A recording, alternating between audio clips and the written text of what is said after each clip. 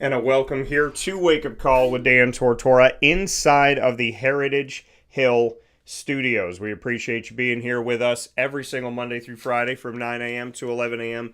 Eastern Time, and appreciate Heritage Hill, which you'll find out in Pompey with the rolling hills and the majesty, something that looks like you could literally see it on a painting on the wall somewhere. So make sure you head out to Heritage Hill and see what it's like out in Pompey at the Brew House, as well as the newest location, Heritage Hill North on 628 South Main Street in North Syracuse, New York, with their incredible, right by the airport, right by all the major highways location, and truly appreciate everything that they're doing there. Big time shout out to Dan Palladino and the entire team at Heritage Hill for all that you do to create in our community, build in our community, and expand now in this community as you continue to give back. So big time thanks to Heritage Hill for all that they do. With that being said, inside of MonPazPopcorn.com is what's popping.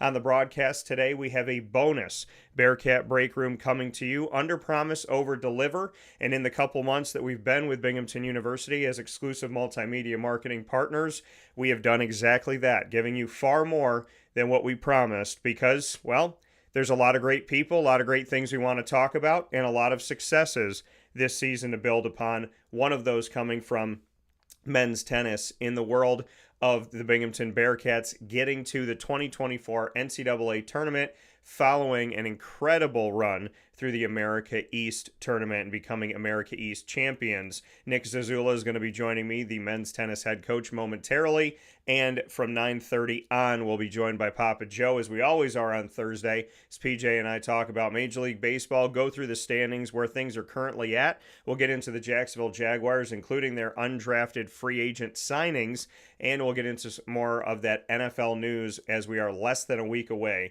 from the schedule being released. So with that being stated here, my first guest on today's Wake Up Call is Nick Zieziula, here with me on Wake Up Call with Dan Tortora, the head coach of Binghamton Bearcats men's tennis, coming off of a fantastic season. Nick, how are you? Awesome. Good morning, Dan. It's great to be with you again. Appreciate the opportunity. Yeah, absolutely. And it always means a lot to me. I know the first time that we had the chance to speak with each other, I was on the road. And so we were doing the shows from our second home and actually second hub of Dan Tortora Broadcast Media, which is down in the great state of Florida. So we got to talk down there. Now we're talking back up north and following a lot of success. Since we spoke, there's an America East Championship an NEC Championship. I said America East, my apologies on that. An NEC Championship inside of the world of tennis. You got the NEC, and now you move forward into the NCAA Tournament. You went up against Michigan. A lot has happened in these last few weeks, and maybe our conversation had something to do with it, Nick. I don't know, maybe the rapid fire helped to gear something up, but how have the last few weeks been for you as the head coach of this program? Yeah, it's been great. We had a strong showing at the NEC tournament, and then our tournament it'll change next year, but has been the first tournament in the country. So we had a long runway to get ready for the NCAA tournament, which was really helpful. Our guys were able to get ahead a little bit on studying because the end of the year coinciding with finals, it's tough on the guys. So I thought they did, all things considered, a great job of really being focused in preparation. We had a few days off from classes where we were able to get the team together and practice as a unit, which I think was really helpful. We saw some alumni. We have tremendous alumni support, especially down in the New York metro area. So we had a bunch of guys come out from past teams to support the team on a Friday morning against Michigan, and yeah, it was just a great opportunity to extend the season, to keep the group together and keep going that we haven't had in a long time. And I thought we took away a lot of positives from it in terms of how we prepared for it, as well as in the doubles. I mean, I think we ended up losing the doubles point, but we were right in it. And they were a team, Michigan as a team was 26 in the country. They had wins over number 9, number 18, number 19 in the country. And they went toe to toe with Columbia the next day after they beat us. So I think we took a lot from that doubles point to build on for next year for sure. Yeah, and one of the things that I said when I had the opportunity to speak to the student athlete world of this Binghamton men's tennis team is that I want to know where my shirt's at. I want to know where that NEC championship shirt is at. I was told that potentially there could be a medium lying somewhere at Binghamton University. So I'm going to bring it up to you, Coach, since you are the leader of this. Is there a world where I end up with an NEC championship T-shirt for Binghamton?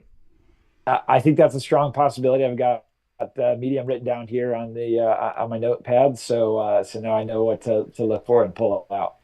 Yeah, and I mean, listen, it was so incredible to watch the run that you had, and we look at the NEC, and obviously your team has changed conference and had this year inside of the NEC to really show what you're made of and to look at the competition. You and I spoke about this and the history and moving from one conference to another, not only winning a championship, but doing it in a transitionary year to another conference. What does that do for you as a coach, and what does that say about the state of Binghamton men's tennis that you were able to go into unfamiliar territory and get that victory, get those victories over time? Yeah, one phrase I like to say to the guys a lot is success breeds success. So when we're talking about it kind of on a micro level, from shot to shot, point to point, is do some simple things well, especially when you know you're playing a tougher opponent or a tougher team or in a different unfamiliar surroundings. Do a couple small things well and let that bleed into building and snowballing and getting bigger and bigger. And so, on a macro level, when you start winning matches and then you start putting together things in the conference and in the conference tournament, I think success breeds success. And you see a lot of interest in different things happening in the program from a recruiting standpoint of who's interested to alumni and fundraising and different kinds of program support. And you really see that momentum starting to build. So I think it starts with those little small things, doing them well, showing up prepared for practice, putting in a good effort into practice, being basic with your shot selection in the match, and being diligent with those things. And then that builds into winning matches individually on a particular court. And you start winning matches, then you can string that together and win a dual match. And all that stuff works together from the ground up. Yeah, and like you said, building those pieces on top of each other. How have you seen? I mean, that can get tedious, right? It can get cumbersome when you're like, okay, I just want to get this done. I just want to win this. And we tend as human beings, especially in today's society, of wanting to get from start to finish very quick. So, how have you seen your student athletes navigate through the world of I gotta piece by piece this thing, I gotta build it up brick by brick, so to speak? How have you seen them respond to something like that, and have you seen their patience grow? Have you seen their kind of understanding of everything good takes time? Yeah, for sure. We had a great meeting on Thursday night down in New York City. We went over some last minute scouting stuff and more reflecting on our year and what we've learned and taken away. And one of the questions that I had for the guys is, what's a lesson you've taken out of the year? And I thought Zubin phrased it really well. He said, I really take away from this year, I got to be mindful of the difference between having goals and expectations. Self, that I'm shooting for something, I'm working towards something, But as soon as I let myself bleed over into expectations that I think something is going to happen, it leads to a lot of nasty side effects of getting complacent, not doing the work, or getting frustrated when the result doesn't come immediately. And I thought he phrased that in a really interesting way, and I thought that was a great lesson for him to take away, and something that I didn't hadn't maybe verbalized it or articulated it in the same way.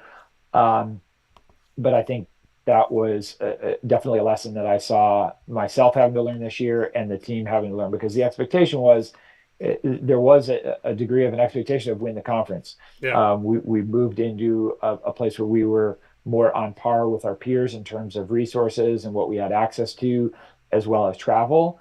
And it when we stayed focused on the goal of move towards perform well and be able to win dual matches, we did well. And when it got a little bit too far into the we're expecting to win, we got a little flat-footed, or I didn't do a great job staying positive with the coach. And we had to shift back to that. All right, this is what we're shooting for, but there's no guarantee that that's going to happen. There's a lot of external factors that we can't control. Yeah, and I think, like you said, that was phrased so well. Of, here are my goals and aspirations. Here are my expectations, and it's so hard in life to not have expectations. But my parents tell me that all the time. They're like, just don't. If you don't expect something, then you're not let down by it, right? So there's that, and a lot of times expectations have to do with external factors that are out of our control. So when you have expectations about things you can't control, 99.9% of the time, even if you get something you want, it's not exactly what you want. So expectations, I've kind of learned in life to just not have them. You have to, you put in the work, you have your goals, you have your dreams, but the expectation side of things, it's like, hey, if you expect somebody, even in life, simple things, you expect somebody to hold the door because you would hold the door. Then if they don't hold the door, or if they walk through when you're holding the door and they don't say thank you, you're automatically upset. I can't believe somebody would do that to me. So I think that's a great way to put it, is, going through life with goals and working toward those goals that come from your dreams. That's going to create a successful life. Going in with expectation is going to constantly let you down, because you could win, and then they could go back to a singles point and go, yeah, we won, but we didn't do this, we didn't get this double, we didn't do. So the reality of it all is looking at the big picture, and to really not have expectations, which I think is great to hear from a student athlete who taught us both, and probably a lot of people watching and listening this morning, about expectations. Yeah, it was, and like you said, if the expectation is of yourself to give a good effort and things that you can control, that's fantastic. But Yeah. myself as a coach, I expect the team to do X, Y, and Z, or to have a certain level of focus or intensity. They don't do it, and then I'm fixated on what that outcome was of what I saw, as opposed to being fixated on, okay, how do I problem solve and come up with a solution? How do I ask the right question, communicate to understand why they're not focused, what they're distracted by, and then it goes back to process oriented thinking, and then you can find solutions to anything.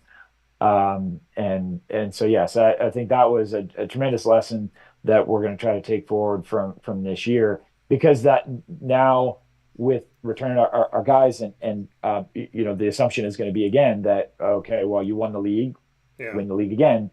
And if we don't go back to the beginning, what I had said to the guys at the end of the season was, I think a Boy Scout quote, no, the same man can't enter the same river twice.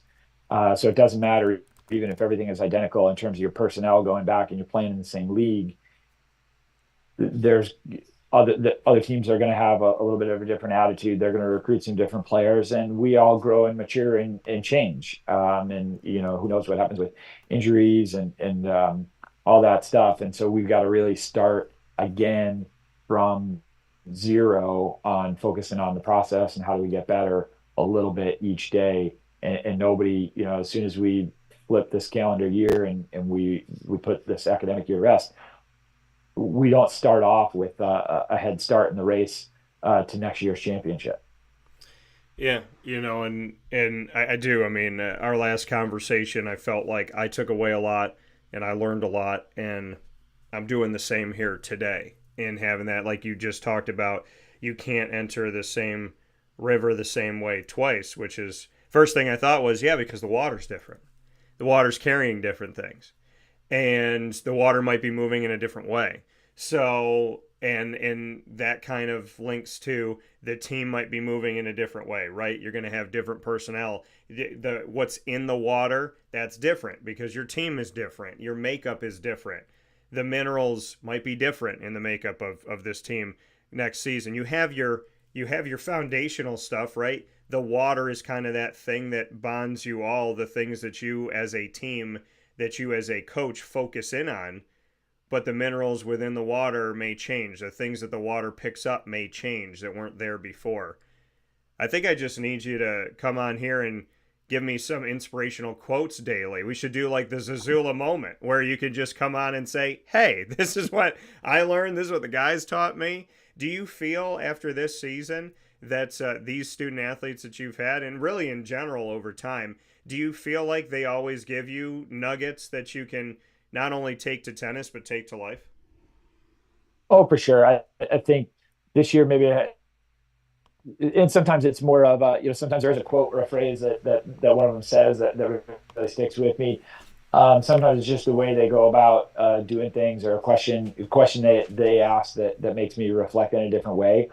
Um, and yeah, but that's what I love about college athletics. I mean, there's just such a when you're dealing working with that 18 to 22, 23-year old age range, there's just such of an enthusiasm and an energy that is just different in that stage of your life, and especially when you're off to college and trying to learn and soak up all this new stuff. There's just an energy and an enthusiasm around it that's, I've worked in some other settings, coaching in private and club settings, and there's some interesting pieces to that. And I've been around, some other atmospheres outside of athletics.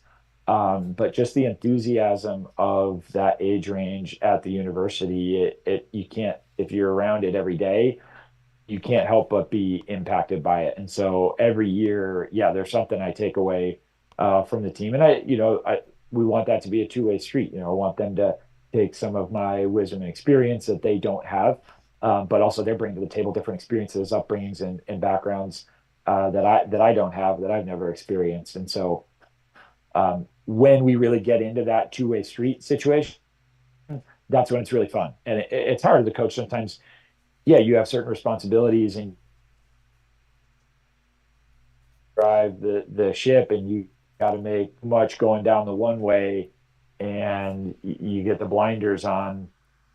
It gets you make mistakes, and it gets a little tricky.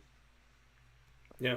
And like you said, that two-way street of them learning from you as well and you learning from them and feeding off of each other. I had the opportunity, as I had made mention, alluded to a little bit earlier, here in Wake Up Call with Dan Tortora's Bearcat Breakroom and our exclusive multimedia marketing partnership with Binghamton University. I had Andrew Fang on the show, as well as William Marias Binney. And I'd love to get your thoughts on these two gentlemen. You got more time with them. So, they have plenty of career left to go at Binghamton University. What can you say about these two gentlemen as they were on the show within the last few weeks and the representation they provide?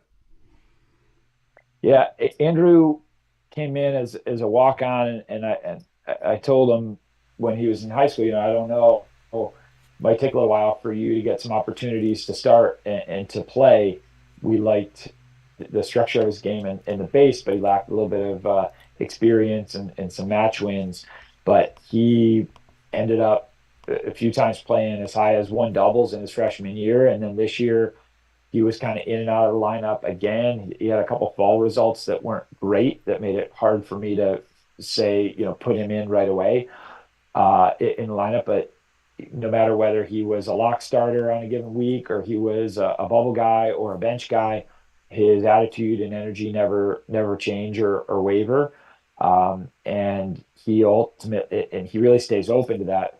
What ended up becoming a great third doubles pair that really sparked. They were really the heartbeat of our doubles lineup with their energy. It really came up on a day where in a week where he wasn't starting. I didn't have him in, and Philippe was supposed to be playing some singles. He had a little bit of an injury, so we were trying to minimize his movement. So I kind of haphazardly put Philippe and Andrew together during a couple drills, and but that's just the mentality that Andrew is always looking to get better, and it doesn't matter whether he's starting or not starting or who he's on the court with. He's always going to try to get better. And they had a fantastic chemistry that was obvious right away. And the next day I said, I don't know, I got to put these guys back together at practice. And the rest is history. I mean, they had a phenomenal record at third doubles, won a huge match for us, non-conference against Duquesne to clinch it. But that comes from Andrew's willingness to put his ego aside and just focus on giving the best effort that he can of himself in any drill or situation that he's in. So tremendous leader for the team. And Will, one of our captains, he really took some big steps this year. He showed flashes of brilliance last year, but was a little bit too up and down in terms of his results and his day in and day out mentality of practice, and let the frustration get a hold of him sometimes too much. But this year really started to narrow that window. I talk about with the guys of some guys have a really big window. They might play fantastic on their best day, but their worst day is really down here. And so we're always trying to challenge the guys to close that gap where we know and they know what they're going to get out of themselves on a given day. And maybe you lose some of the peaks a little bit, but you lose some of the valleys, and you're just consistent with what you're going to get out of yourself.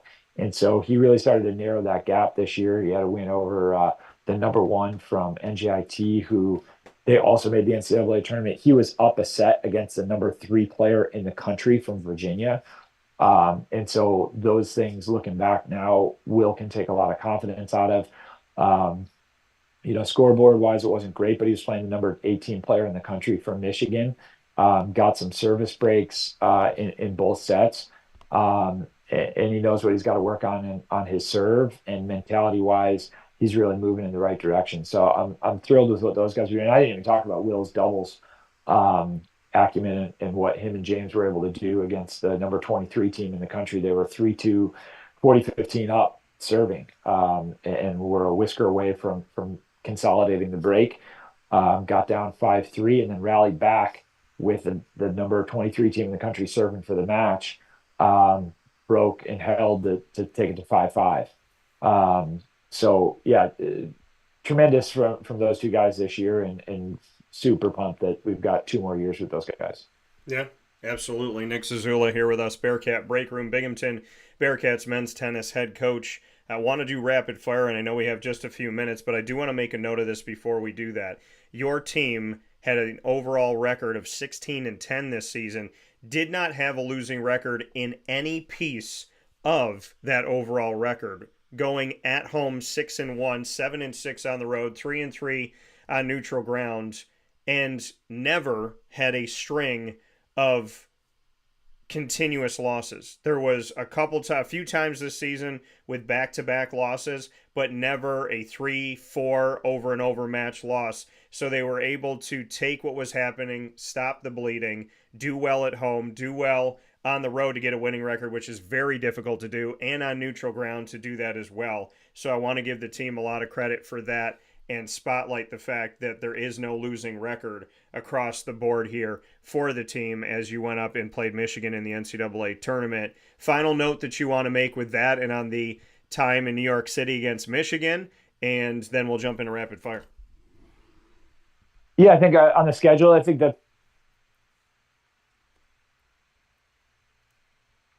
so a lot of factors that play into that. Credit being a little bit more mentally stable, to not get down and get overly negative. We did have a back-to-back loss. So I think a little bit of that credit to Gene, and forced me to change a little bit of some things I was doing schedule-wise, which I think was productive for the guys and for the group.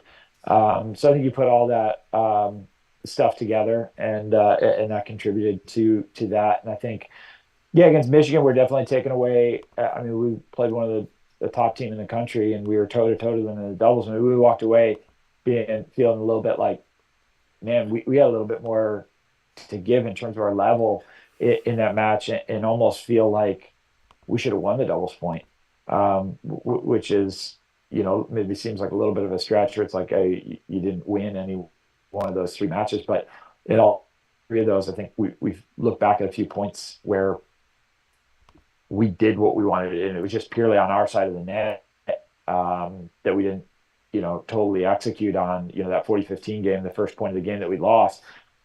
James hits a really solid serve. Wills runs exactly the play that we want. He has the backhand volley high up above the net, and he misses it wide by, a fraction of an inch. We ran exactly the play we wanted. We got exactly the shot that we wanted off of the top team in the country. If we don't give up that point to start the game, there's our 4 points, and we're 4-2.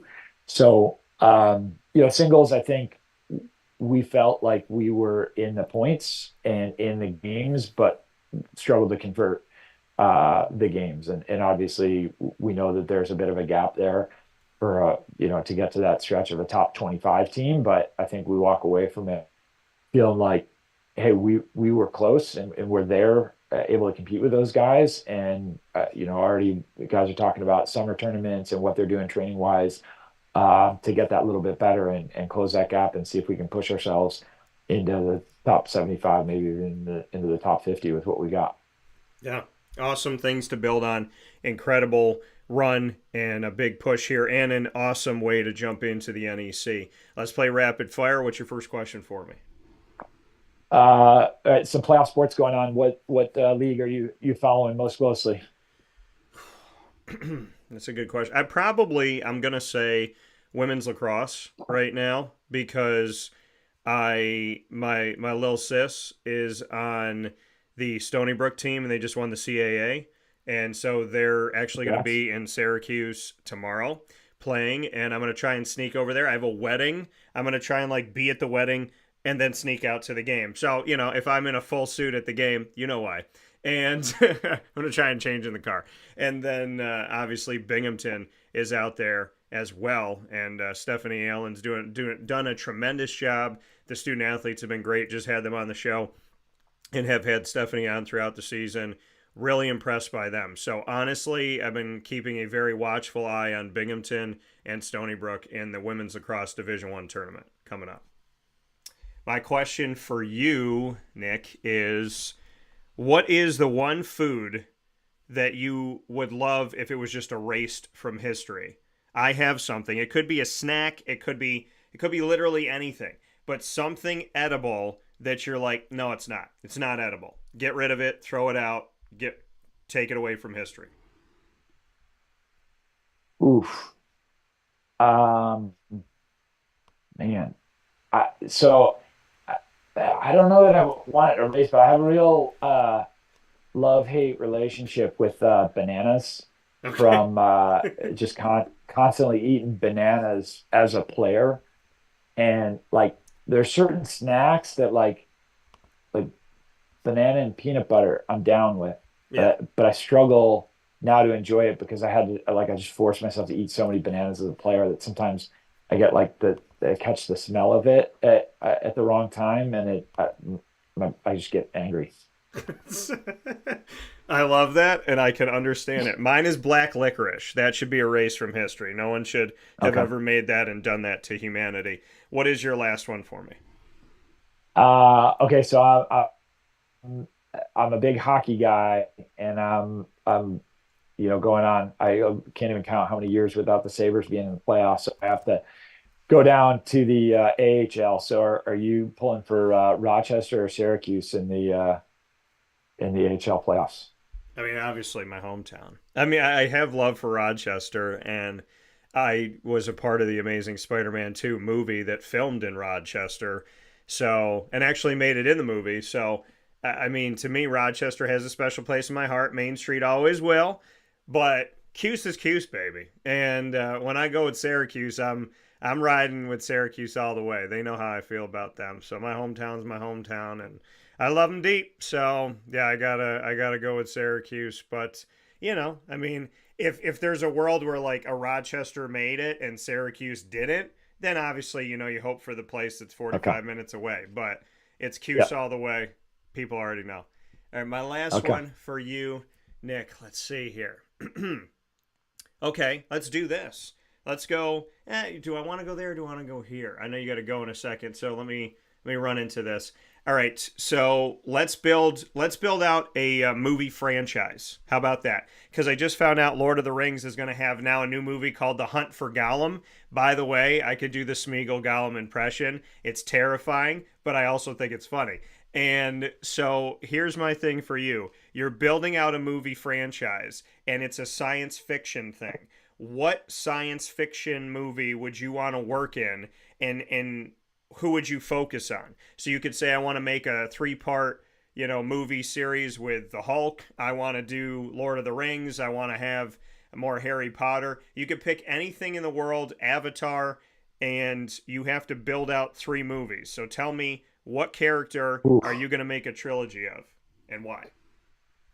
Huh.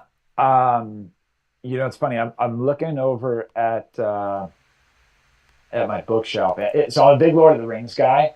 And obviously a lot has already been done on those guys.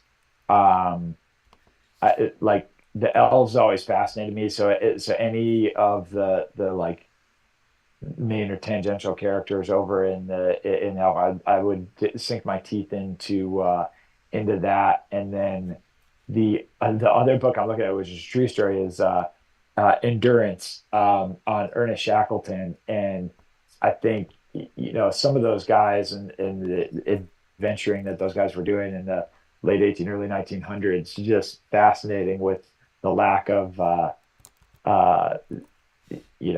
just what they had and what they were trying to conquer, and going through the ice and different things like that.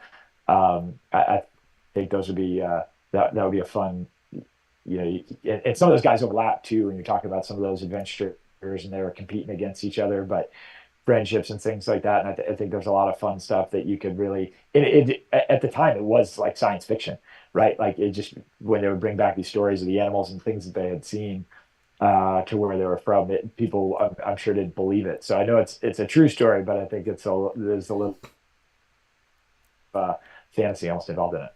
Yeah, and I can say this: they say manifestation is real. I likened one of my last relationships to my ex girlfriend resembling different moments of Gollum, and now they're making a movie called The Hunt for Gollum. So just so you know, people, manifestation is real, and I might be partially responsible for the fact that we have to see that disturbing creature on the screen again. So with that being said, Nick Zieziula, Binghamton Bearcats men's tennis head coach, following the 2024 NCAA Tournament berth and an NEC championship, plus me getting my NEC championship t-shirt. Nick, I appreciate you. I thank you for your time. I know you spent a couple extra minutes with us today, and I appreciate that. I look forward to talking with you soon. God bless you and the team. And once again, thanks for representing everyone at Binghamton and the state of New York in a really special way. I appreciate that. Thanks, Dan. Appreciate you having me on. All right, take care. You too. Thanks. That coming from Nick Zieziula once again here on Wake Up Call with Dan Tortora, where sports truly meets that thing called life. Can you believe that? Gollum? Really? Any character they could have brought back. Literally anybody. And I've been working on some jokes about a relationship that I had of someone that really cared about a ring and not so much the person. And now the dude is back. Gollum is back. So I make this analogy about dating and Gollum and my precious. And now he's back. Are you kidding me? I can't wait to talk to some of my friends about this. They're gonna laugh a lot. So and I love getting the laughs. So oh boy. Here inside of the Heritage Hill Studios, manifestation is real. God, I want to find a nice relationship with a wonderful woman, and I want to have a beautiful marriage with a great wife, and I would love to have some children. That's my manifestation now. Let's get off of the Gollum and let's go to the manifestation of the good life with the good and wonderful relationships out there. Oh boy, Gollum is back. I'm going to see the movie. Of course. Yes. No, we mustn't. We mustn't. Yes, we do. But that, he's back. Whatever, Gollum. Round 2, baby. Let's go. We'll take a step aside for a fast break from the Heritage Hill Studios. We'll be back with Papa Joe right after this. You literally can't write this stuff.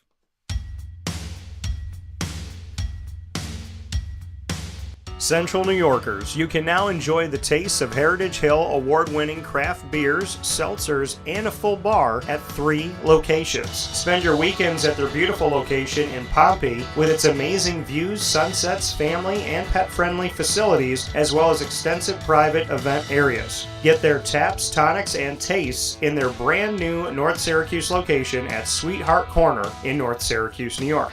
When flying in and out of Syracuse Hancock International Airport, make sure to visit their Palladino Farms location. At Heritage Hill, they believe in supporting our community and are excited to now meet you where you're at and where you're going with their local farm-raised tastes. Find out more information at heritagehillbrewery.com.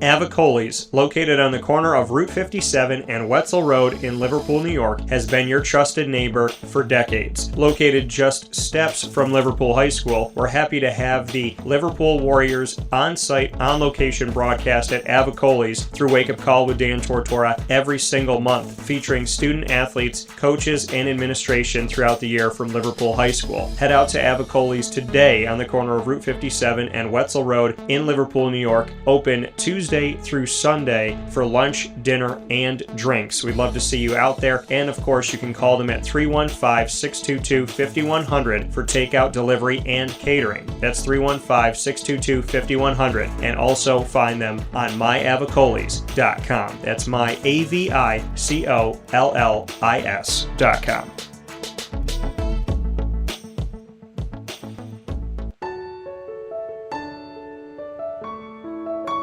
Having peace of mind when you're out of town that your furry-loving friend is safe and sound means taking them to Canine Campground, because we all know that when it comes to the love of our pets, it goes well beyond the call of duty to make sure they're safe and sound. Right, Lily?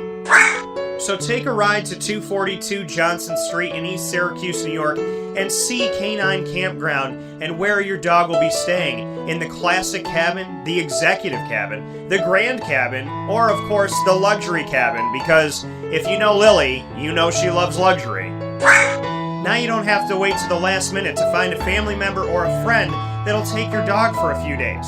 Call Canine Campground at 315-299-4013. That's 315-299-4013. Their drop-off and pickup times are Monday through Sunday. Check K9campground.com for more information. That's the letter K, the number 9, and campground spelled with a K.com. K9campground.com. When you're going out of town, bring your dog to Canine Campground.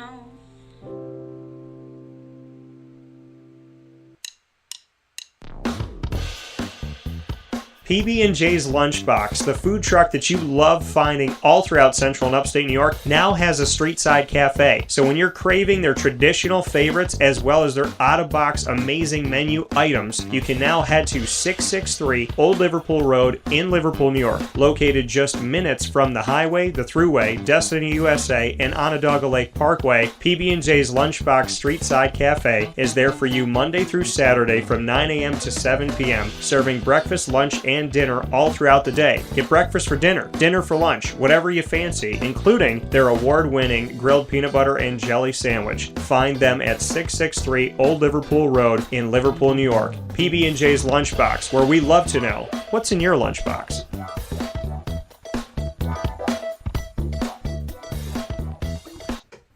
And a welcome back here to Wake Up Call with Dan Tortora, where sports truly meets that thing called life. We are hanging out with you here on a beautiful day. A beautiful day, folks. And why is it a beautiful day? Well, number one, we're in the Heritage Hill Studios, and you know that I love Heritage Hill. And I'm a big fan of what they bring to the table here in our community. I love that they have the Palladino Farms, and they're creating right here in our community, and then the creations that they have are going right to the people here in this community, affecting the people in a positive way in this community, and just finding ways to give back. Heritage Hill Brew House in Pompey, as well as Heritage Hill North, right there on 628 South Main Street in North Syracuse, New York, that had their grand opening on May 1st and had a soft opening before that. We were a part of both, and we are with them as their exclusive, them being our exclusive studio partner really means the world to me. Happy to work with Dan Palladino, his entire team. Victoria Matterell came out with me to the Syracuse Crawfish Festival over this past weekend. We had a great conversation to kick things off. So make sure you head out to Heritage Hill Brew House in Pompey and Heritage Hill North on 628 South Main Street, right by Sweetheart Corners in North Syracuse. PJ knows all about Sweetheart Corners. So with that being said, Papa Joe joining me here on Wake Up Call with Dan Tortora, as he always does on a Thursday. And we got a lot to talk about, a lot of things to discuss. We're going to jump into the world of Major League Baseball. I will unleash Papa Joe as he will bring us through the standings and some statistics, tell us what's going on. If you ever need a catch me up on Major League Baseball, that's what PJ brings you every single week. And then we'll jump into the Jaguars, those undrafted free agents, including Mr. Cephas, who I covered at UTSA. Very excited to bring that wide receiver in. And we'll talk about some of the NFL moves on our minds. So with that being said, PJ is here this morning. What's up, Papa Joe? How we doing? Oh, nothing. Good. Everything's fine. I have the Kentucky Derby stuff in front of me. Yes. You want me to do that? And you have the Derby, and I want to make a note here, folks. So we are going to talk about the Kentucky Derby first. The note about the Kentucky Derby is I want to bring you all back to when I was a kid. When I was a little kid, my grandfather would take me, my grandmother and my grandfather would take me to off-track betting, and because that's how you babysat in an Italian family, you bring them to bet on horses. That's what you do. And no, my grandparents, fantastic experience. I wouldn't change it for the world. And my grandfather would come up to me and he'd say, "Daniel, here's all the horses," and he'd hand me a newspaper and there's like hundreds of names. And he said, "Who do you want to bet on? Who do you want to pick to win?" And I forget the ones I picked before, but then he said, I was trying to look and I was looking through and he goes, "Hey," my grandfather was like, "there's a horse named Daniel. Do you want to bet on the horse named Daniel?" And I did. And I bet on the horse named Daniel, and I think he won almost every time I bet on him. And then there was a day where he wasn't racing. And my grandfather said, "Who do you want to bet on?" And I said, "I don't want to. If Daniel's not there, I didn't want to bet." But I would win whenever I would bet on Daniel. And my grandfather would take some of those winnings and he'd buy me candy. And he bought me bottle caps and gobstoppers, all that good stuff. And then we fast forward more than 30 years to Mystic Dan winning the Kentucky Derby. So I just want to make a note to those of you out there that are owning horses and racing horses. If you name the horse Dan and or Daniel, you got a shot of winning. Potentially better than other shots. And they say third time's the charm. And I bet on a horse named Daniel. Mystic Dan just won the Kentucky Derby. So maybe Danny is the next way to go or something of that sort. I don't really like Danny, but, some type of Daniel-related name. It seems like horses that share the same name as me are winning things. So shout out to Daniel as a kid and Mystic Dan in the Kentucky Derby. And many thanks to the people that thought that the name Dan was a good way to go for a horse. PJ, bring us into the Derby. Okay. Our folks out there that aren't familiar with horse racing, this is supposed to be the big grand event of the year. Frankly, as phony as can be. But there are horses that have been eligible for this almost since their birth. So that's why the purse is so large, and Kentucky people, the owners of the track, they put their money toward the purse too. But to get to the race, again, let me explain something. They always run a Kentucky Derby with 20 horses. Now, folks, you can't run races with 20 horses and expect everything to be kosher. It's not going to happen. When you've got 20 horses in a race, you can automatically throw out 15 and just take the 5 that you think you're going to win. And if they get lucky and they have a good trip, which I mean by a good trip, they get out and move around a little bit, then they can possibly hit the money. 20 horses is an absolute stampede once they break. Now, the two guys, the one in place, Mystic Dan, was in the middle of the pack to start. And my favorite, Sierra Leone, was in the number 2 hole. Now, if you break out from the Kentucky Derby gates from the 2 hole, you got no chance of getting to the rail. When I say that, is when you land on the rail or close to it, that's the best part in the track to be, because that gets you the best trip, and it's the shortest way around. But there's too many horses to his right to try to get there. If he tries to break out and gets on top early, he's going to use his horse up and he's going to have nothing left. Sierra Leone is strictly a closer, and this sort of fit his bailiwick. But Mystical Dam, to his credit, ran a good race. But it was Sierra Leone's race to win, and he would have won it if they didn't have a little bumping and jiving in the stretch there. Now, Sierra Leone is a little bit of a head case. He likes to play around out there a little bit. I've watched him for 6 races.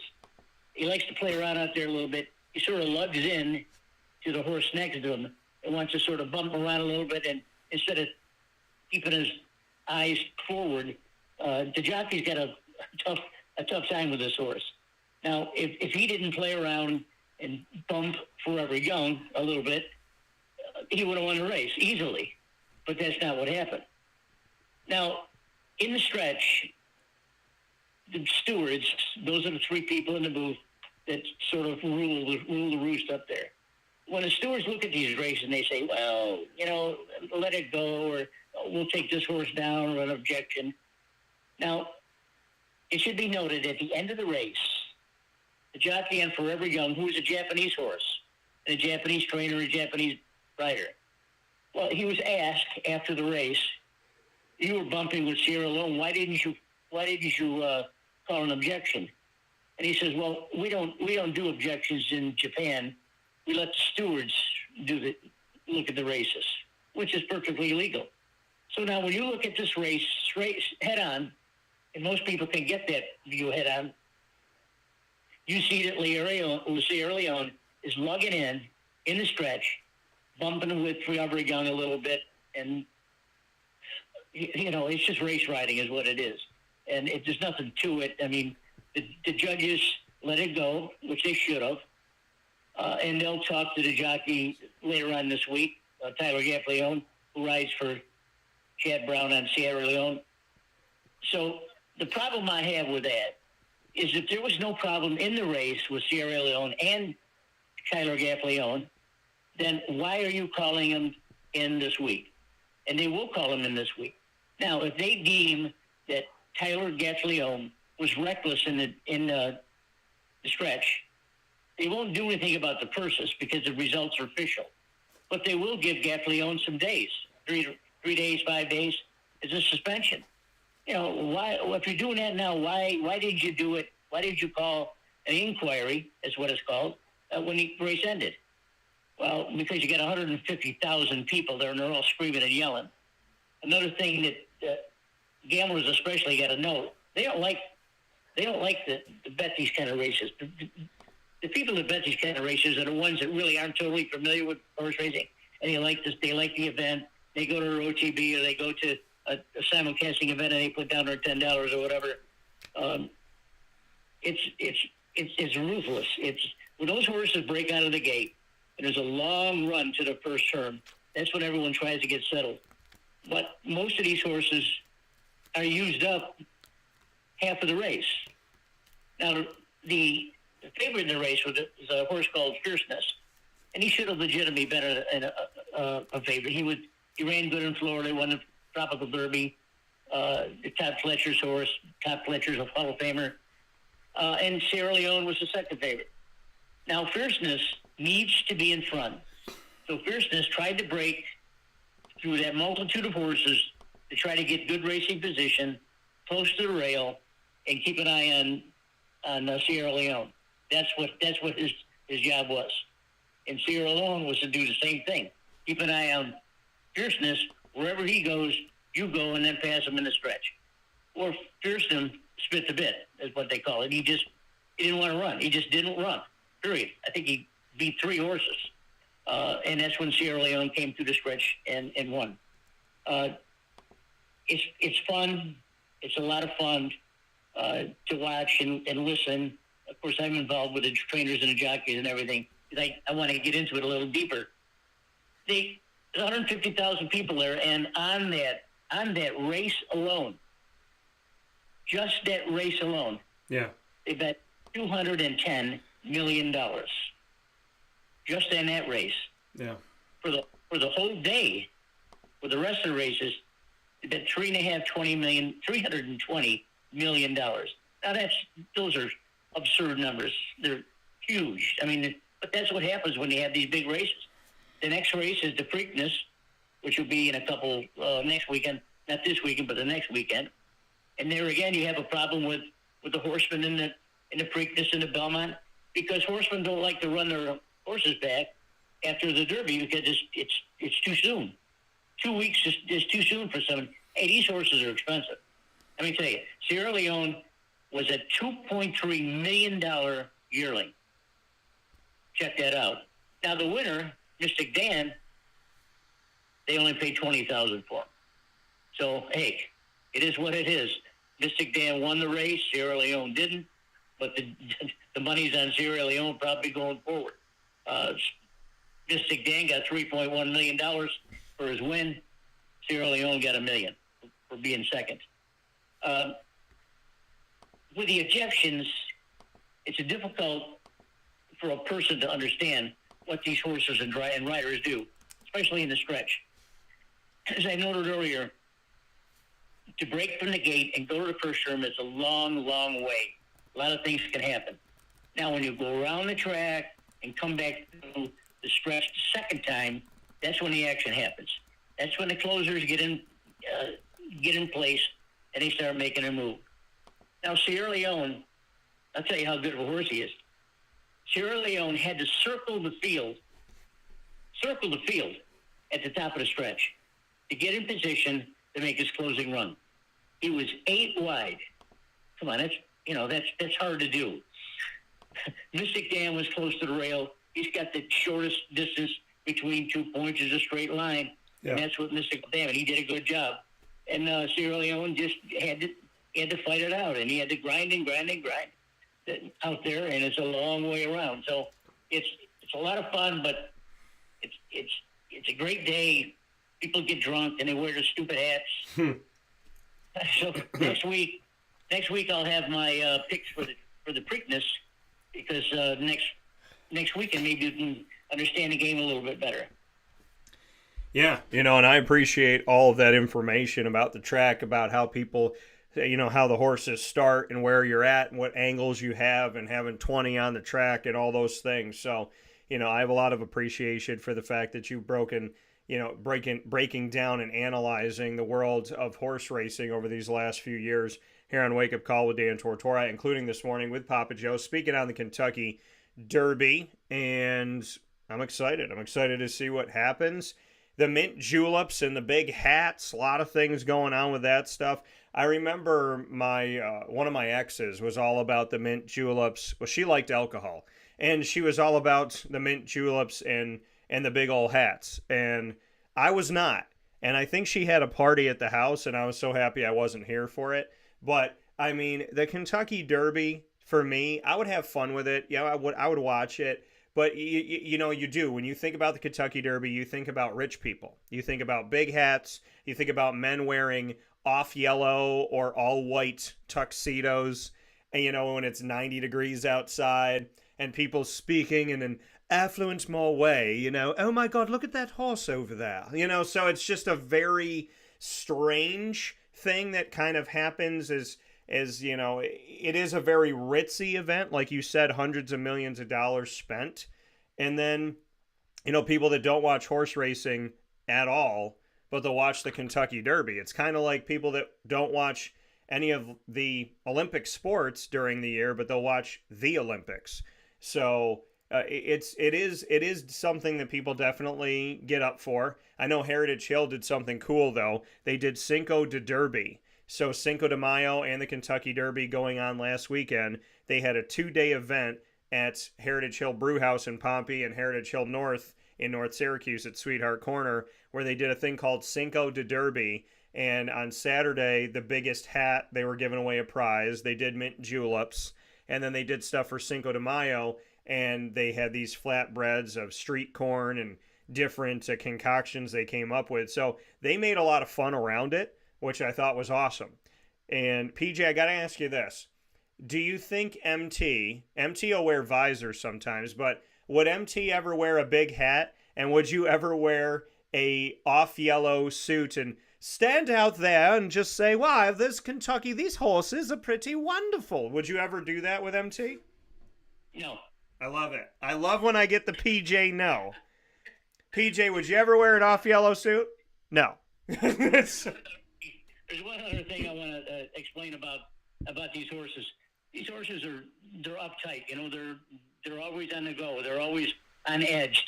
And unfortunately, for most of the country, people don't go to races. They bet off site. There's not a lot of people at the races, at the track, because there's too many other good things to do, meaning casino wagering. Yeah. But the casino wagering is pumping money into the purses to keep racing, thoroughbred racing, and standardbred racing alive. Now, another thing that people don't understand either is that when you settle these horses up in the paddock and they go their little way and they're going to go out onto the track, most of the time they go out there and there's not a lot of people out there on the apron. Yeah. There's not a lot of yelling and screaming and stuff. But when these horses jump on the track with 150,000 people, that's something they're not used to hearing. They're not used to hearing all the yelling and cheering and stuff. It bolts them. Sometimes these horses actually lose their race in the paddock because they can't. They're so hyped up they can't handle it. Yeah. So the horses, they go on the track. They do their little thing. Most of the time, when they're coming home, most of these horses have blinkers on to keep their eyes straight ahead. Some of them have earplugs in their ears, or if the jockey wants to, they can pull them out or keep them in.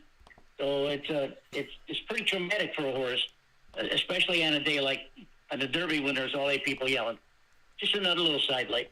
Yeah, no, and I mean, like you said, so many people want to bet, and you know they want to stay home, they want to stay in their underwear, and they want to put bets on horses. So you know, not going out to the events. And I always tell people it's better to be live. It's better to be there. I'm the type of person where I tell people this all the time. I would rather see you in person.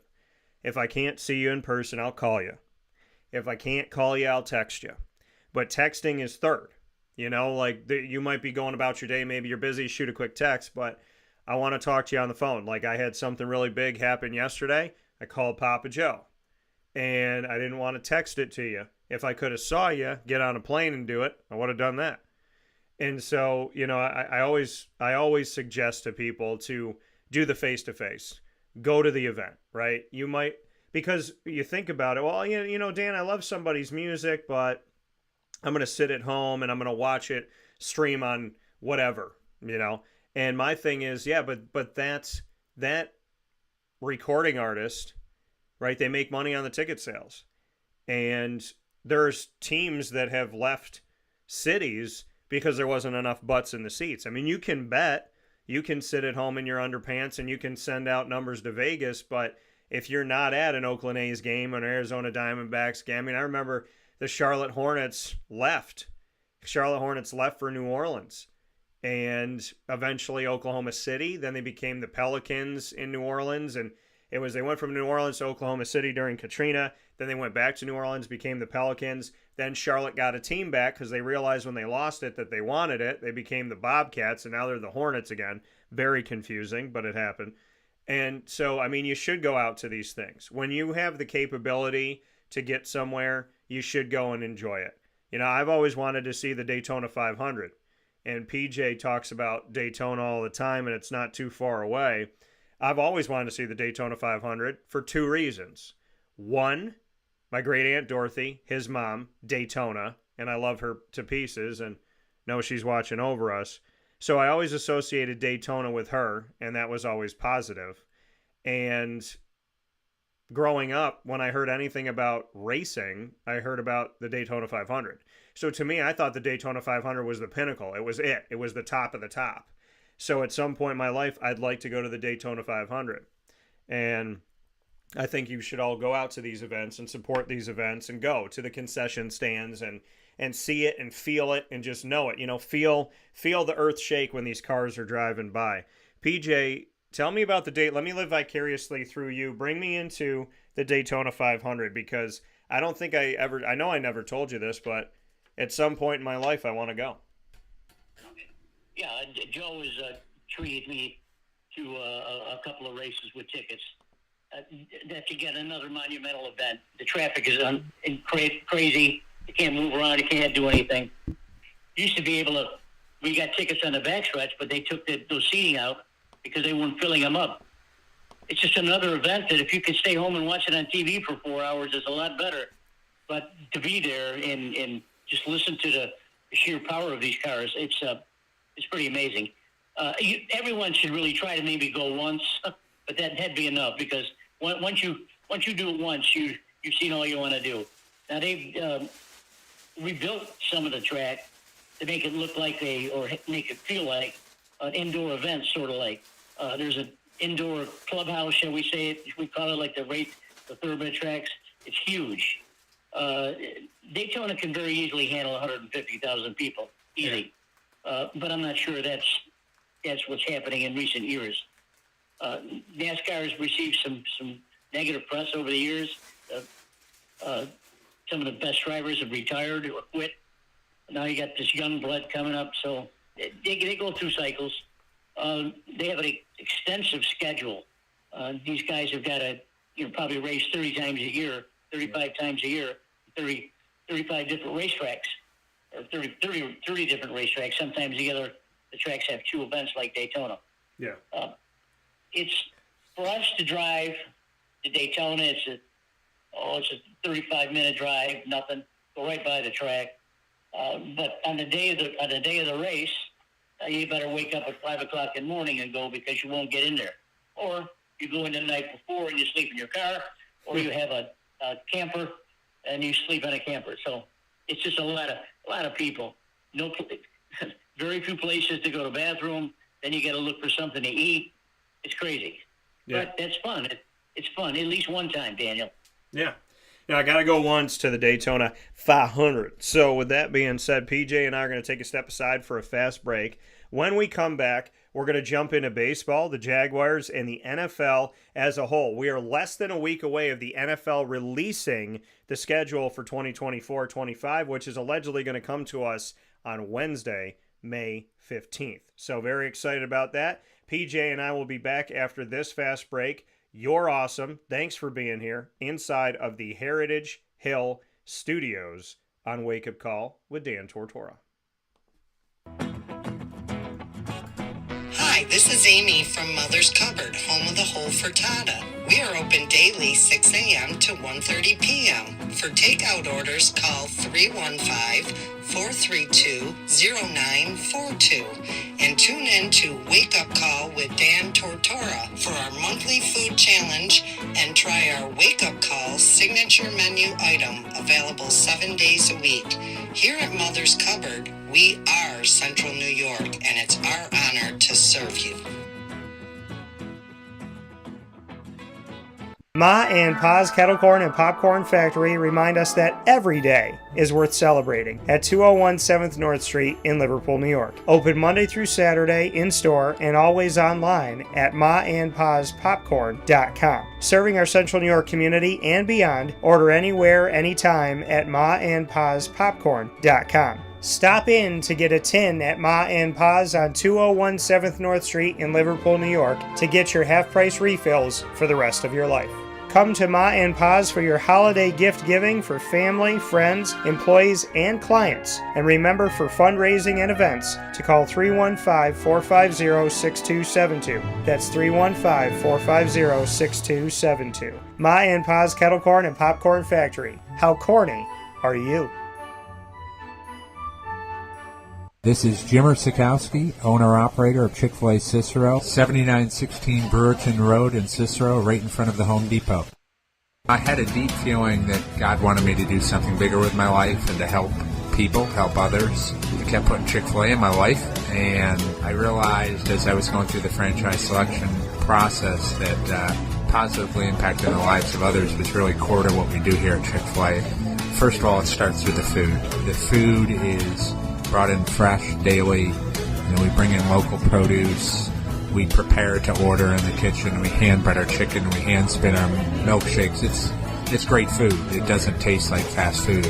I think the second thing is the way people feel when they come in a Chick-fil-A restaurant. It's different. We try to treat people with intentional kindness here, which is very different and deeper than good customer service. And so I think it feels remarkable for most people to come in a Chick-fil-A restaurant. And then lastly, the impact that we try to have in the community is very different. It's a big part of the expectation of every operator of a Chick-fil-A restaurant is that they're actively engaged in their community, they're a leader in the community, and they're making a difference. When they realize that what we're striving to do is to shine a little light in their life, that's a very, very different experience than you will have in any other quick service restaurant. And it's that remarkable experience that I think people will emotionally connect with.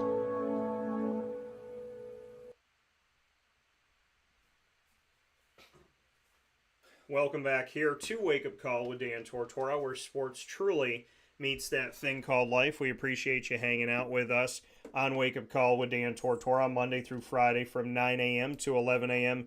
Eastern Time. And, of course, we are happily here inside of the Heritage Hill Studios. Heritage Hill coming to you out in Pompey with the beautiful rolling hill ambiance of some of the things I love the most about Central and Upstate New York. When you tell someone you're from New York, they're like, oh, are you like near the Statue of Liberty? No. Oh, are you near like the Sears Tower? No. Are you near the Empire State Building? No. There's a whole other part of New York, a massive, massive area of land called Upstate that's not on that island. And this beautiful array where we have yards and there are hills and there are trees and there is oxygen and so much. I love the state of New York, and I joke around about New York City. I think that their taxes are outrageously high, which is why our taxes are high. But New York as a state is a beautiful place. It is a beautiful home. I love my home so very much. And when you go out to Heritage Hill in Pompey, you get to see so much majesty out there and just that peaceful and that quiet. And then at Heritage Hill North, you're right by the airport. You're a few minutes from the mall. You're a few minutes from all these major highways. It's bonding you from Clay and Cicero and Baldwinsville and Liverpool and North Syracuse and East Syracuse and Syracuse. So you have these two locations that give you the city feel and the country feel. They bring Heritage Hill to you where you're at.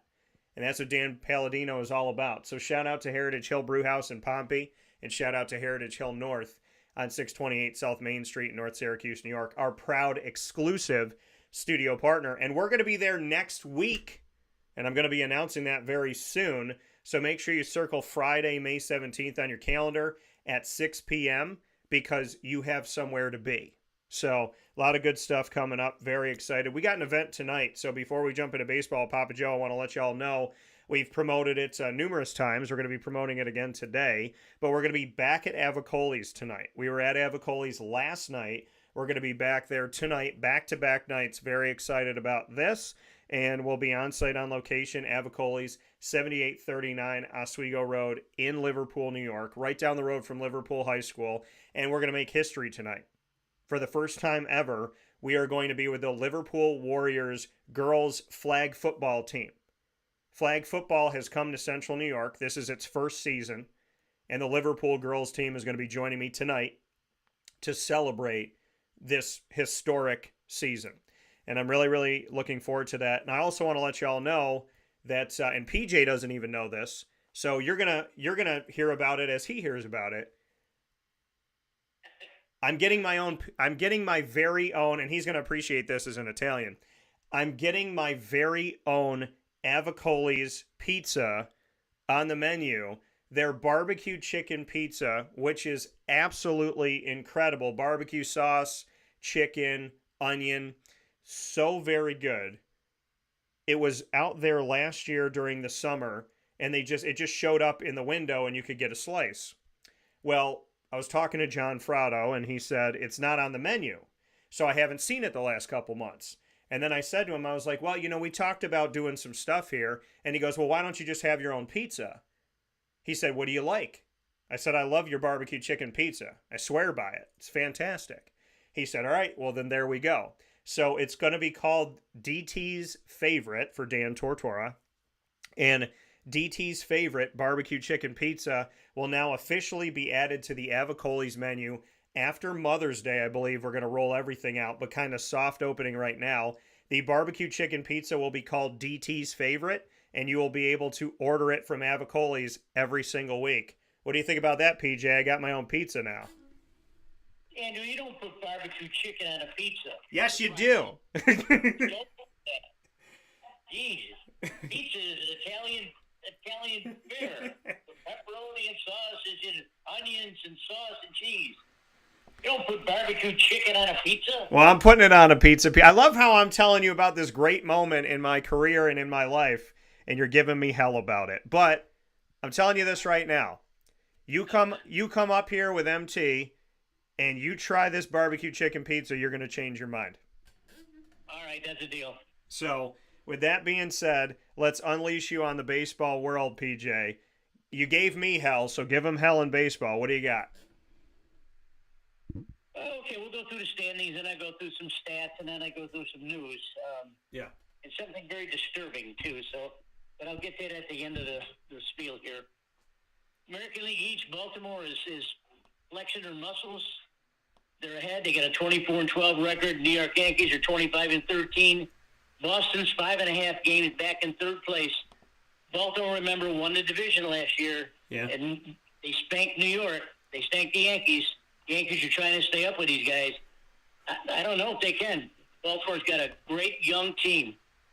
Cleveland's up 24-13 in the Central Division. Minnesota's 21-15. KC's 2.5 back in third position at 22-16. I've always fussed about the Central Divisions of both leagues being really poor by the end of the year. Well, both of these are doing really well. I'll get to the National League in a minute. Texas in the West is 22-17. Seattle's 20-17. Houston Astros, one of the preseason picks for the World Series and even the championship, is 12-24. They're 8 games behind. Yeah. When I'm done with the stats, I'll give you some information on Houston that will boggle your minds. In the National League East, you got Philly at 26-12. Atlanta's 22-12. They're 2 games back. Philly's flexing their muscles this year, too, with Brian Harper going crazy. Hitting a couple home runs, hit a grand slam the other night. They got 2 studs, Noah and Wheeler, that are going deep into the games for starting pitchers. They're doing fine. Central Division got Milwaukee's up 21-15. The Cubs are in second place, 22-16. In the West, there's no other team but LA. They're 26-13. Arizona Diamondbacks are 17-20. They're 8 games behind. Now, I'll tell you, you gotta understand what LA is doing. They're absolutely obliterating baseball right now. Yeah. Their team batting average is 270, higher than anyone else. They got 26 wins in their pitchers. Their ERA is 3.25, less than anyone else. There's no way to get them out. And Ohtani's going crazy the way he does. The first 6 hitters, listen to this: Mookie Betts, Ohtani, Freddie Freeman, Will Smith, Max Muncy, and Teoscar Hernandez. Those 6 guys have batted in 156 of the 207 runs that they scored. Yeah. That's how dangerous LA is now. Now, in the pitching sense, Walker Buehler had a good outing the other day in AAA. He's going to be making his start this week after 2 years undergoing Tommy John's surgery. It's tough. Clayton Kershaw hopefully will be back. You don't know about that either. You got in American League, Kyle Tucker and Gunnar Henderson from Baltimore are both tied with 11 home runs. Steve Kwan from Cleveland is still batting .353. I still don't know anything about this kid. He's still hitting really well, so what up? RBI, Juan Soto from the Yankees, he got 33. The National League got Miguel Orzito has got 13 homers. Otani's got 11. Otani's average is .355, leading the league. RBI, so Ozuna's 38. I think Otani's got something like 30. Yeah. So the hitter we saw last year with the Yankees is showing up again this time. This kid can hit anywhere. He can hit anything. He can pull balls down the line. He can stuff them to the left field corner. He can hit away dead center 450 feet. Ridiculous. American League pitchers, what was I going to say? Seth Lugo's got 6 wins. ERA, Lugo's got a 1.42. He pitches for Kansas City, which is why Kansas City is trailing Cleveland and Minnesota just by a few games. Clay Holmes from the Yankees has got 10 saves still. National League pitchers, that Tyler Glasgow has got 6 wins. Sho Mangana from Japan, from the Cubs. He's got a 1.0 ERA. Again, I had to look this guy up. I never heard of him before. But he signed for over $70 million, so he's got to have some kind of an arm. Cal Finnegan from Washington's got 12 saves. Now, there's something to be said about a team like Houston.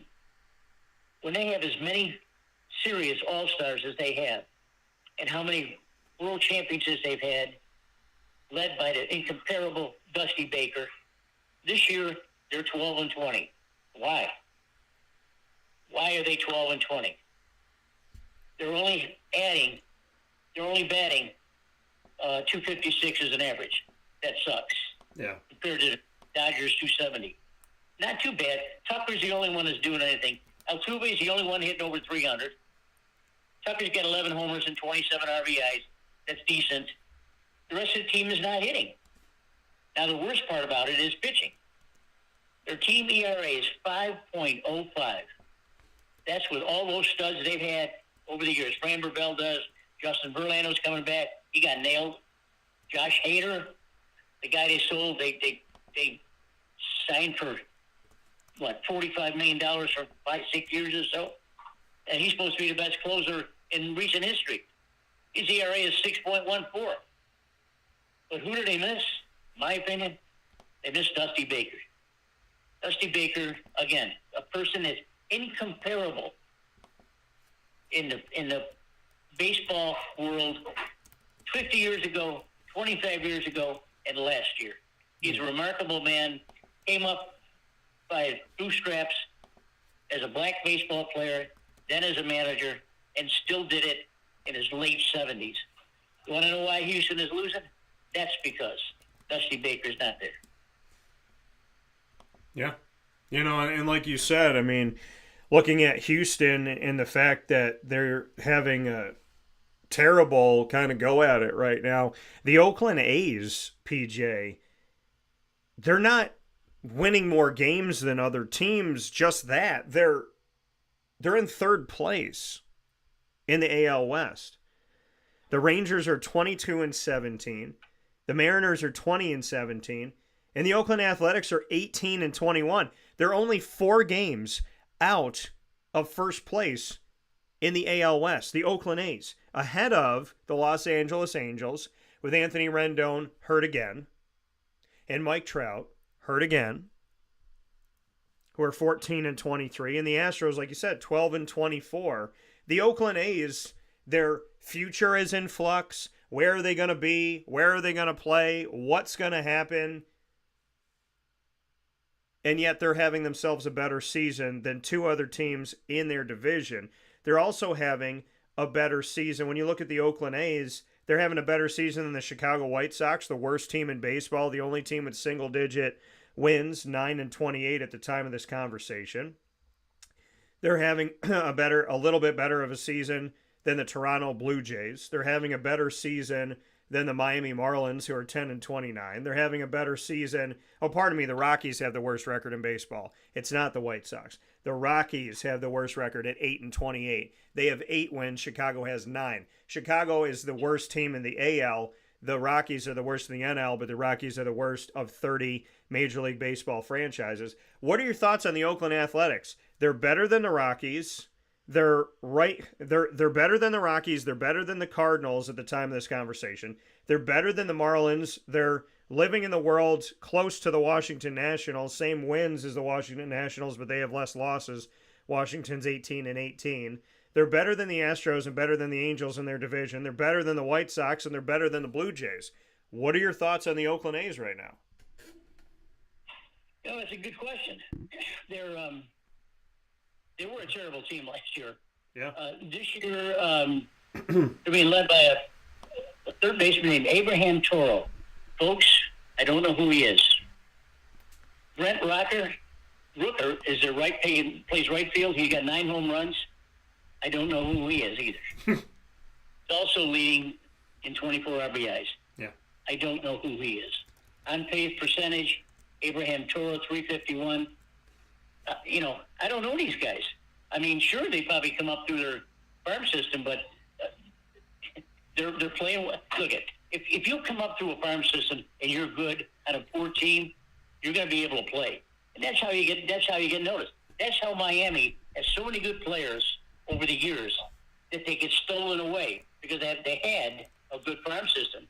So if you like Christian Yelich, who was an MVP for Miami, then got traded to the Brewers, they can't do anything. So I'm glad to see Oakland doing that. I want to see good pitching. Their pitching, I can tell you real quick what their pitching is. That's probably why they're hanging in there. Their team ERA is 4.28. Now, remember what I said about Houston. Houston's 5.05. So almost a run less than Houston. Houston was supposed to be one of the premier teams in the league. So kudos to Oakland. Yeah, Oakland's doing a heck of a job. I put up 2 poll questions on X, the former Twitter. Put those up here at the beginning of the week when I was talking with Brendan Murphy about this. 2 that have to do with the Oakland A's, and this is how you voted so far. You got 4 days left to vote, so make sure you go and vote. That is X at CallDT, the former Twitter, at CALLDT. Find me on there.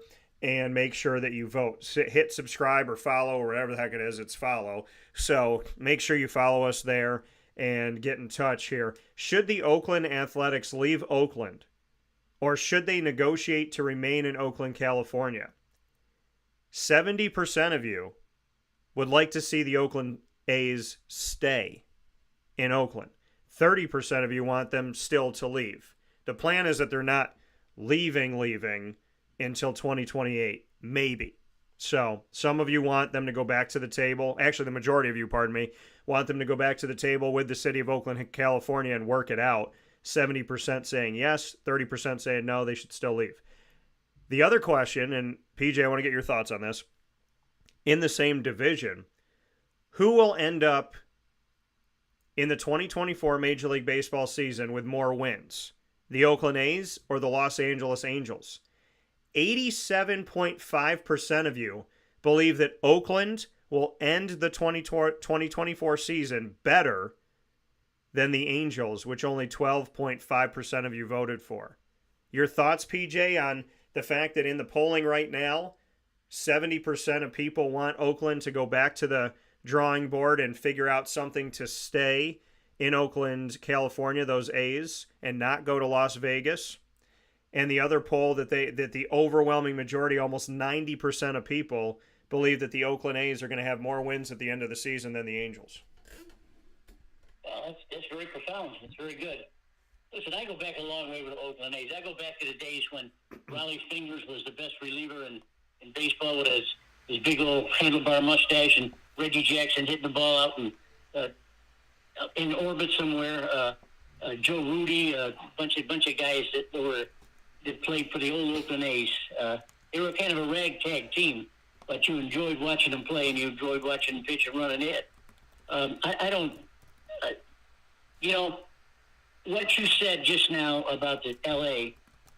is epitome of a team falling apart after the generational player cannot play. And the second generational player, quote unquote, Brendan, is not playing either. They don't have enough to even win maybe 60 games this year. They very well could be 62 and 100. Yeah. They may very well have 100 losses, and it's not going to get any better. Now, sure, Trout may come back in 6 weeks or 8 weeks, but it'd be a shell of a man.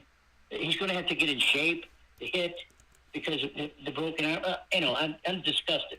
I get upset every time I talk about it. But if Oakland is doing the right thing and Los Angeles is doing the wrong thing, and they're gonna pass in the night because Oakland's going to wind up ahead of them. Yeah, I mean the Oakland A's. Listen, they're known for not spending that much money. They're known for being the worst team in baseball last year. They're known for not really having a plan on how they're going to exit Oakland, California.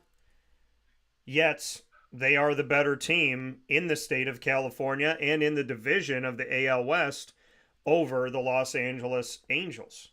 And the Angels, they couldn't win with Shohei Ohtani and Mike Trout together. They can't win with Rendon. They just haven't found a way to do it. And this becomes a front office problem. This becomes a managerial problem. This becomes potentially an ownership problem. Because the Angels, at one point last season, as recently as last season, had what some people would argue as the two best players in baseball on the same team. And it's not that they didn't win a World Series. They never went to the postseason together. Shohei Ohtani and Mike Trout were in the same dugout, the same clubhouse, the same locker room, the same practice field, the same city. And they never went to the playoffs together. The Los Angeles Angels might go down as one of the teams that had the biggest star power and never did anything with it. Now you don't have Shohei, but he's still in LA. It's like when your ex-girlfriend or ex-boyfriend breaks up with you and then moves across the street and builds a nice life with somebody else, and you're looking right at him. They're looking right at Shohei Ohtani. He's still in LA, probably got the same house. He's playing for the Dodgers and not the Angels. And they got to look, those Angels teammates got to look over at Shohei Ohtani and go, wow, life is really nice over there. And life over here, it's confusing. It's strange. It makes no sense. The Los Angeles Angels, so many of us have focused on the Oakland A's debacle, their downfall. Look at what they are today. Look at what they've become. They don't spend money and they don't win. They got no plan for the future. But the Los Angeles Angels, who have a stadium, who have a plan, who have brought in and recruited some really amazing talent, found that talent, brought it on their team. They're one of the worst teams in baseball, worse than the Oakland A's. The Los Angeles Angels, guys don't stay healthy. When they do, they don't win. When they don't win. So the stories in baseball for some of you might be the Colorado Rockies, worst team in baseball, but the Colorado Rockies have struggled more than just this season. It might be the Chicago White Sox. And the sad thing about Chicago White Sox is that the first thing I think about when I think about that franchise is when they called them the Black Sox when they cheated. It's the first thing I think about. So when they say to you folks, whatever, you can do something. When you cheat, when you steal away from people, that's stuck. That's stuck with the White Sox. It sticks with me. And We could be talking about the White Sox. We could be talking about the Rockies. We could be talking about the A's. We have spoken about the A's. But the real thing here is that the Los Angeles Angels, historically, within the last decade at least, have had the talent and don't put it together. That is a clubhouse problem. That is a team chemistry problem. That is a front office problem. The Angels had every reason to succeed, and they didn't. So, PJ, I think the real story of Major League Baseball is to really sit down over the last decade and tell the story of the Angels and how a team with so much potential did almost nothing with it. Remember, Otani was there for 5 years. Yeah. And they couldn't make the playoffs with both him and Trout in 5 years. First, Trout was a part-time baseball player, like he's going to be now. I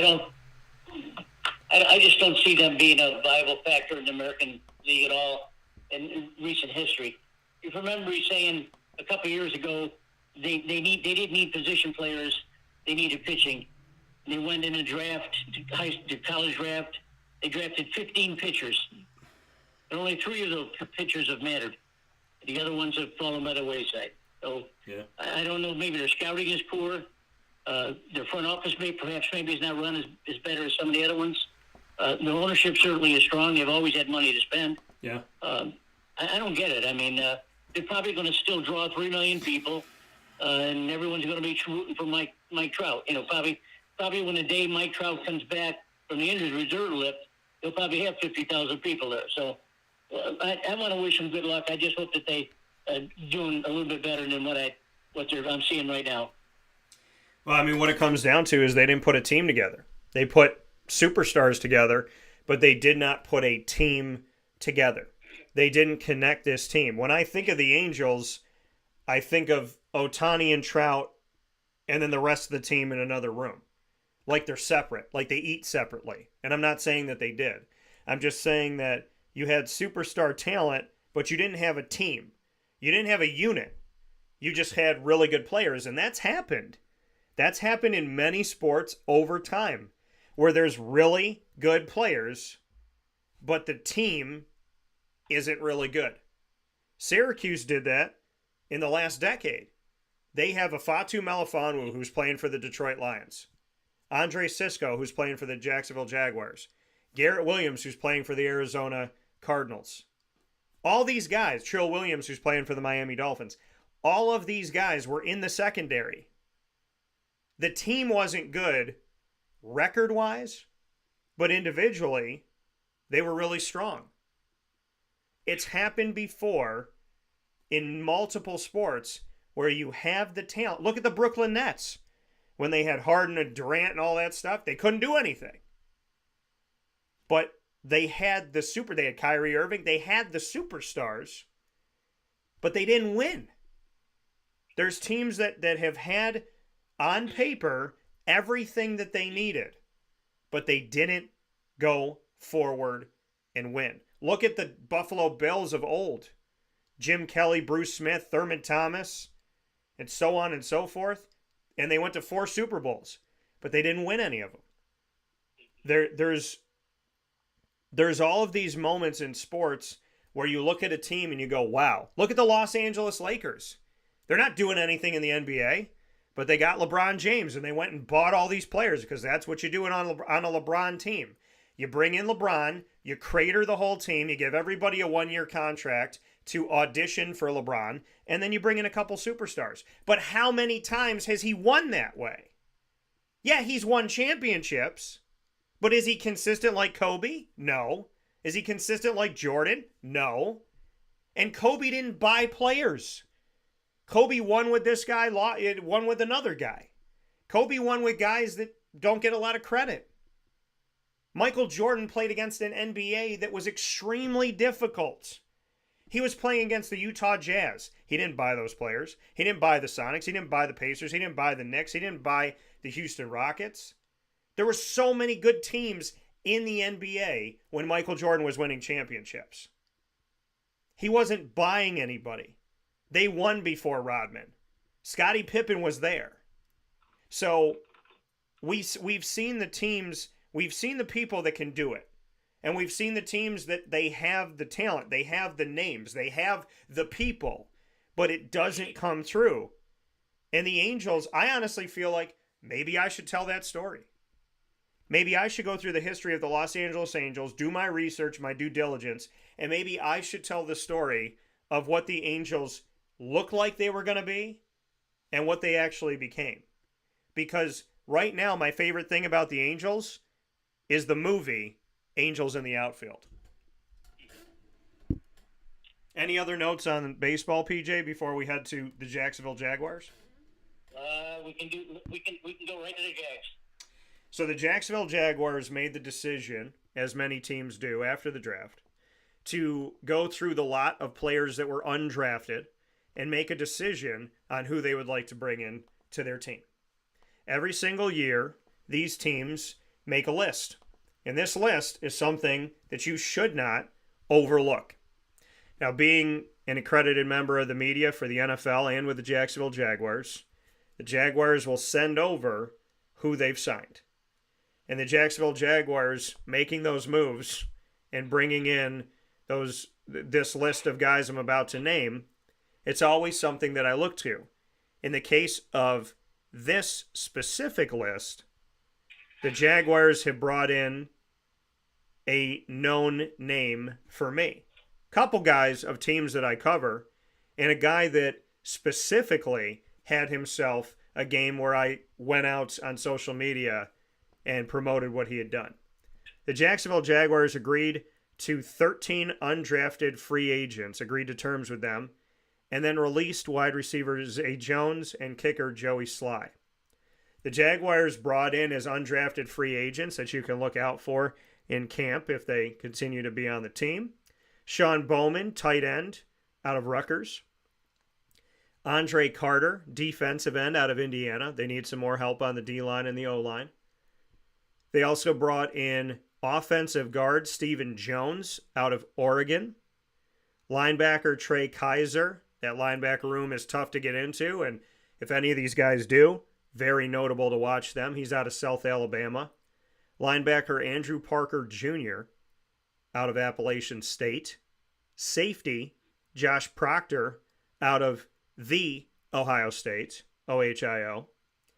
They brought in running back Lorenzo Lingard of Akron and Jalen Jackson, running back out of Villanova, who I believe I've crossed paths with. That name is familiar to me.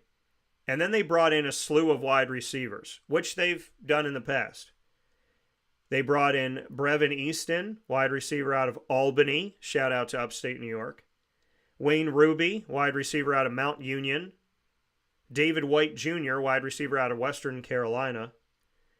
Joseph Scales, wide receiver out of Memphis, a team that I've covered for over a decade.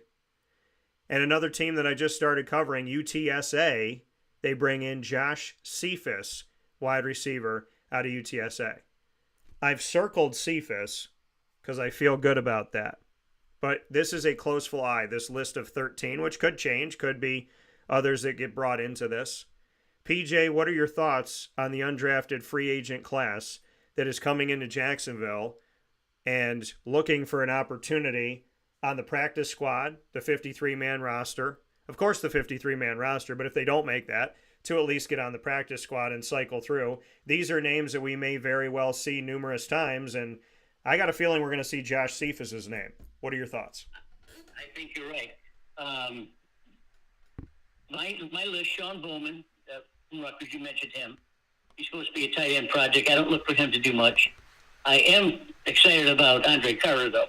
This guy from Indiana is a stud. He had something like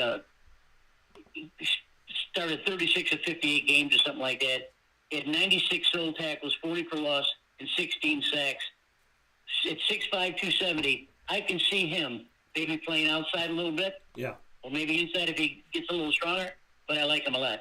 Cephas, 6'3", 185. You know we like the tall wide receivers, which is why Brian is coming in at 6'3" also. There's the ones that you mentioned down here are all, I think Stephen Jones at 6'5", 340, offensive lineman, very good. But there's one name here that surprised me, and I'm going to tell you why. His name is Wayne Ruby. He's from Mount Union. Yep. Now, if you know anything about football, most of the time, Mount Union is there all the time when they're talking about Division III. You know, the smallest schools. They have no scholarships. They have nothing. They just have a bunch of guys that love to play for the coach, and they win every single year. This guy, 6'1", 190, all everything, caught 362 balls for 5,624 yards with 74 TVs. Daniel, I don't care what football you're playing. You got to look at this guy. You got to look at this guy. Now, I hope they give him a chance. And certainly the competition he's playing against is not anything near what he's going to be doing now. But I'm really excited about this guy. I like to see him play. I'd like to see him give a chance. Yeah, you know, and that's the thing when we look at these names for any team, is that they have an opportunity to get in. They have an opportunity to showcase themselves and show what they can do. And I'm excited for that. I'm excited for this to come through for, you know, everybody around the league, 32 NFL franchises. Somebody's going to make a roster here. Someone's going to make a practice squad and get called in when an injury happens or something isn't working out. And I can't wait to see which one of these names in Jacksonville is going to find a successful day. Andre Carter, listen, you mentioned him. He's coming onto a defense that needs depth at the defensive line. They need help in the trenches. And they went after 2 D tackles in the draft, both of them from LSU, teammates. And so bringing in Andre Carter from Indiana, right? Indiana's counted out. They're not talked about a lot. They're not talked about in the Big Ten, in the conference that they're in.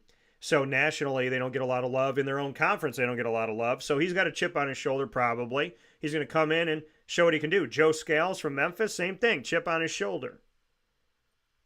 The running back room, they got 4 guys. I don't see them adding any more. So Jalen Jackson and Lorenzo Lingard, I'm going to be watching, and I hope that they catch on somewhere. I don't know if it's going to be Jacksonville, because Jacksonville has Travis Etienne Jr., they have Tank Bigsby. They just re-signed Dearness Johnson as their 3rd guy, and then they brought in Keelan from Texas. And so, you know, when you look at the Jacksonville Jaguars and the decision that they've already made of who's coming in, Keelan Robinson, and I think I said Kellen Robinson in the past, my apologies on that. Keelan Robinson coming in from the University of Texas and them using a draft pick on him. Granted, it was a later draft pick. I don't see them keeping any more running backs, but wide receivers, they're going to make some moves here. And like I said, I circle Cephas, I circle Andre Carter. Those are the guys that I look at right now in this moment. And maybe one of these linebackers finds their way. But camp's starting soon. You know that PJ and I are going to be covering the Jaguars. I call it On the Prowl, and I'm very excited for that. Papa Joe, I asked last week what grade the Jacksonville Jaguars would get for this draft. And I said you can give them an A, a B, a C, or a D for the 2024 NFL Draft. 0% of the world gave them a D. 7.1% gave the Jaguars a C. 14.3% gave them an A. And almost 80%, 78.6% of those that voted said that the Jacksonville Jaguars got a B for the 2024 NFL Draft. What grade do you give the Jaguars? I did that research this morning, too. I knew you were going to ask that question. I give them a B+. I think they were very aggressive in doing what they did, being able to get Brian Thomas 6 picks from where he should have gone to another team who blew it. So we got him. We got a couple more picks because of that. You know, they're a shrewd bunch of guys up there. And I like look, the more you give Pedersen, the better he feels it. And you look at these undrafted free agents You know, a lot of these guys are really, really, really good football players. Yeah. But, you know, they were not going to be able to play. I mean, look at this kid, Jordan Jackson from Villanova, 5'7", 220-pound running back, 2,546 yards, 26 televisions in 6 seasons. Now, he's an older player, hard-knocking player, but he's not going to make the team. He's just too small. You know, and then you got Lorenzo Lingard, go Gators, who was a big bust. He's not going to make it either. So some of these guys that are already on the team that they've signed, and some of the ones that are coming in, are going to have to play behind Travis Etienne because that's the way it's going to be. You mentioned a couple of these guys. Joseph Seats from Memphis, 6'2", 200. David White, Western Carolina, 6'2", 195. Yeah. The tall receivers. I think that the Jaguars went big and they went fast and they hit a home run. Yeah. Yeah, so I'm excited to see it. And obviously we hope the best for everyone out there looking to make a roster spot. Nothing is guaranteed, as we have found even with high draft picks. So go out there, work your tails off, stay humble and hungry, and God bless you all. We're going to take a step aside for a fast break. When we come back, PJ and I are going to hit the NFL moves. There's a bunch of things that just happened yesterday. We're going to talk about some of those things. The New York Jets, very involved in the transaction world. If I'm going to put it to you like this. If yesterday was a bank, if the NFL yesterday was a bank, there was so many transactions, they probably needed a Brinks truck to come put money back in the ATM. We'll talk about that right after this on Wake Up Call with Dan Tortora, where sports meets life from inside of the Heritage Hill Studios.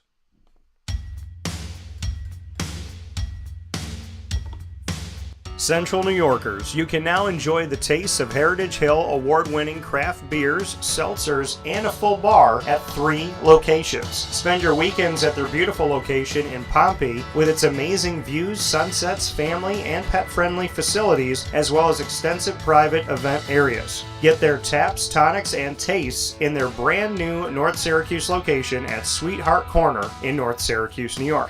When flying in and out of Syracuse Hancock International Airport, make sure to visit their Palladino Farms location. At Heritage Hill, they believe in supporting our community and are excited to now meet you where you're at and where you're going with their local farm-raised tastes. Find out more information at heritagehillbrewery.com.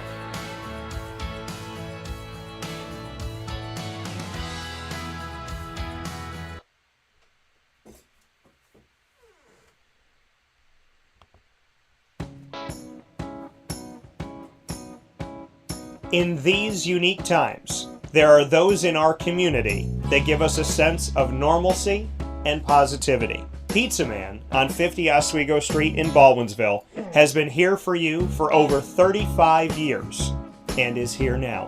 Call 315-638-1234 or order online at pizzamanbville.com to bring those familiar tastes into your home. And remember to come see our monthly on-site broadcasts centered around the community and our Baldwinsville Bees. Pizza Man in Baldwinsville. Any way you slice it, they are always here for you.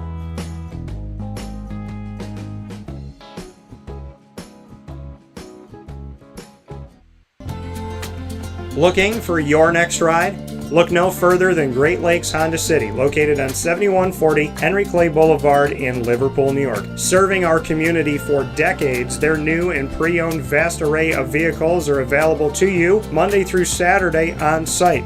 To search from home, shop at GreatLakesHondaCity.com. Call 315-365-5576 to set up an appointment. That's 315-365-5576 for Great Lakes Honda City, 7140 Henry Clay Boulevard in Liverpool, New York. Great cars, great people, Great Lakes.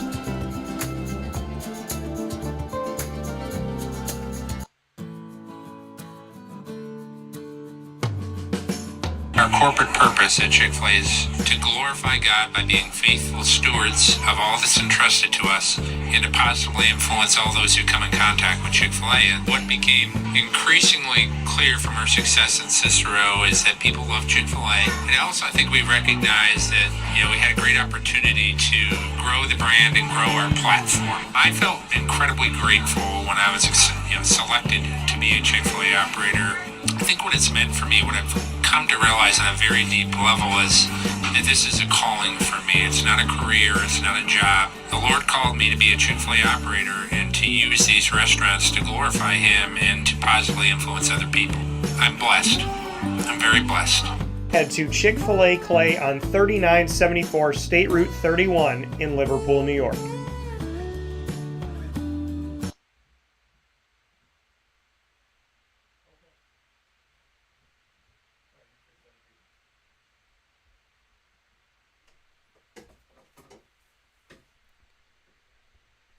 Carvel DeWitt, it's what happy tastes like. Do you know why? Because we make ice cream. Creamy, rich, flavorful ice cream. Not yogurt or iced milk like some of our competitors. Ice cream. Fresh, by hand, daily. For the calorie conscious, we have something new for you. Our new Carvelite. Same great flavor, creaminess, and texture of our regular ice cream with only 35 calories an ounce. So whether you want an ice cream cake, flying saucer, dasher, carvalanche, hard or soft ice cream, we will satisfy your craving with our fresh, handmade regular or new Carvelite ice cream. Carvel DeWitt. It's what happy tastes like. The Wildcat Sports Pub in Camillus, New York is located on 3680 Milton Avenue in the Home Depot Plaza. It is your family-friendly sports bar and restaurant. Folks, some sports bars aren't family-friendly. Some family-friendly restaurants are not sports bars. The Wildcat Sports Pub in Camillus, New York is proud to be both. It is that marriage that you've been looking for years. The Wildcat Sports Pub is your home base for your sports bar and restaurant needs, games for the kids, indoor and outdoor activities, and enough things on the menu to come back every single week and get to try something new. They're open Sundays from noon to 8 p.m., Monday through Wednesday, 11 a.m. to 11 p.m., and Thursday through Saturday from 11 a.m. to midnight. For reservations and party information, call 315-487-2222 for the Wildcat family-friendly sports pub and restaurant.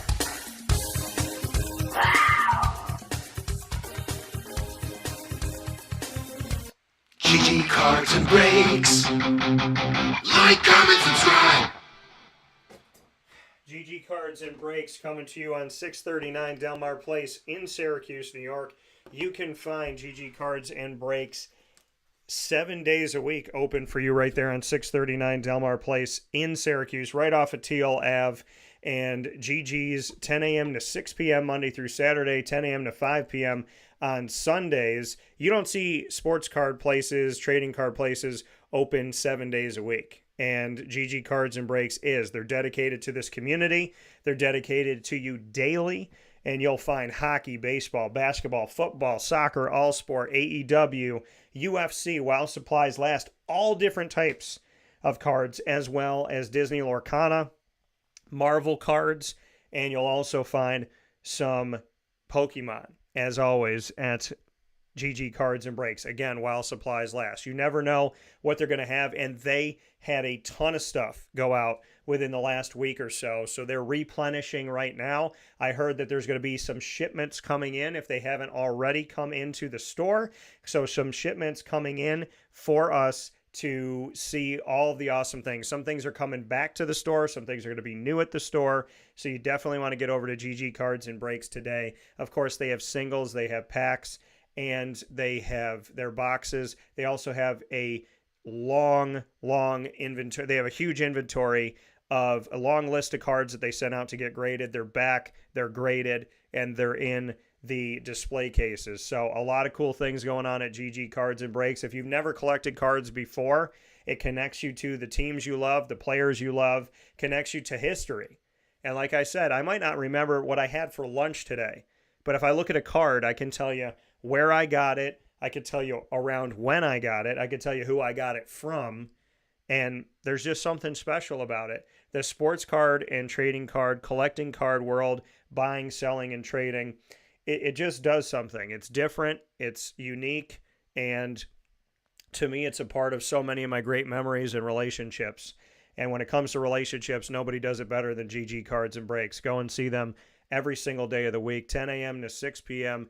Monday through Saturday, and 10 a.m. to 5 on Sundays. We look forward to seeing you over at 639 Delmar Place in Syracuse, New York. With that being said, PJ and I are here for you, of course, on Thursdays, and we are inside every Monday through Friday from 9 a.m. to 11 a.m. Eastern Time of the Heritage Hill Studios. Our exclusive studio partner, Heritage Hill, they have the Palladino farms. They're creating things on their farm and then bringing it to their brew house and bringing it to Heritage Hill North for you. Made here and shared right here. That's what I love. Homegrown Central and Upstate New York, right there at Palladino Farms, coming to you at Heritage Hill in Pompey at the brew house and Heritage Hill North in North Syracuse right by Sweetheart Corners. You can taste the difference and experience the difference in their drinks and their food by going to both of these awesome locations, as well as to Palladino Farms in the Syracuse Hancock International Airport. Thank you to Heritage Hill for being our exclusive studio partner. With that being said, PJ and I have one more thing to jump into on today's broadcast, and that is to take a look at the most recent transactions, which happened yesterday. And those transactions that happened yesterday, looking at the fact that this is something that all these moves have really shaken up some things. Some things I was talking about yesterday have now changed. A lot of guys have been waived and released, and some have been signed. So I'm going to give you some notes here of the last few days and what's gone on here, and then we're going to get into yesterday as well, as teams are looking to make room for those undrafted free agents as well as their draft picks coming in to the team. So let's go to this name first. The New York Jets decided to waive a quarterback that has one of the coolest names in the history of mankind. His name? Pee Wee Jarrett. That's right, baby.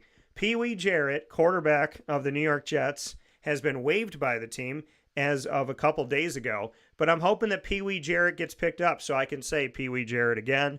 My best to Pee Wee Jarrett, and I'm going to continue to say Pee Wee Jarrett.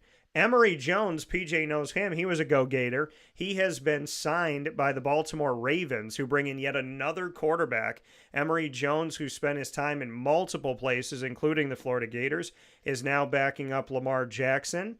And looking at some of these other moves, Colby Suits, another name I like, also a quarterback, also connected to the Jets. He signed a contract with the Jets. So they get rid of Pee Wee Jarrett. They bring in Colby Suits. Tyler Boyd signed a one-year, $4.5 million contract with the Tennessee Titans. Probably the most notable contract signing of the last couple days here. That happened 2 days ago. Tyler Boyd going from the Cincinnati Bengals to the Tennessee Titans. Now the Tennessee Titans have Calvin Ridley, DeAndre Hopkins, Treylon Burks, and Tyler Boyd. They might be a nuisance to the AFC South and beyond.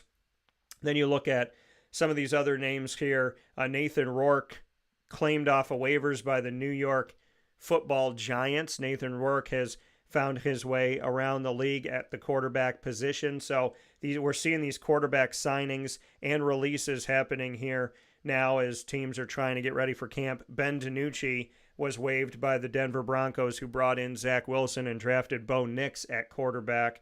Martavis Bryant, who probably you know the best from Pittsburgh Steelers days, is now he's a free agent released by the Dallas Cowboys, so he now has the opportunity to sign anywhere. And the Cowboys went through a long list yesterday of guys that they either signed or moved on from. They had overall, I'm looking at the list right now, they had 12 moves yesterday of guys that were either signed or released from the team.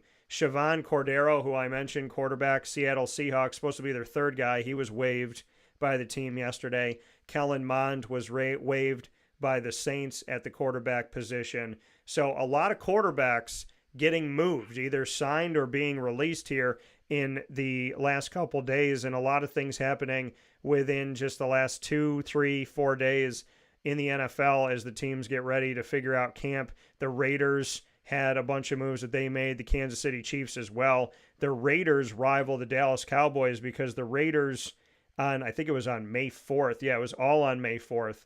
I'm looking at how many moves they made on May 4th. So they have 5 here. That's 10. That's 15. They had 17 moves on May 4th of guys that they were either signing or I think some of these guys, those were all signees, right? So yeah, they didn't release anybody within that period. They just signed a bunch of players. So that was their big signing day, as PJ and I talked about the Jaguars. But one of the things I wanted to bring up to you, PJ, is this T. Higgins world. The Cincinnati Bengals franchise tagged him. He's their second wide receiver behind Jamar Chase. They look like a team that could vie for the Super Bowl. They look like a team that can compete with Buffalo and a team that can compete with the Jets and a team that might be able to hang tough with the Kansas City Chiefs, the Baltimore Ravens. Yet T. Higgins, they give him the franchise tag, not really keen about it. It sounds like not wanting to sign it and whatnot. He's supposed to make $21.8 million by signing it, but he doesn't have a long-term deal. What are your thoughts on the T. Higgins factor in Cincinnati?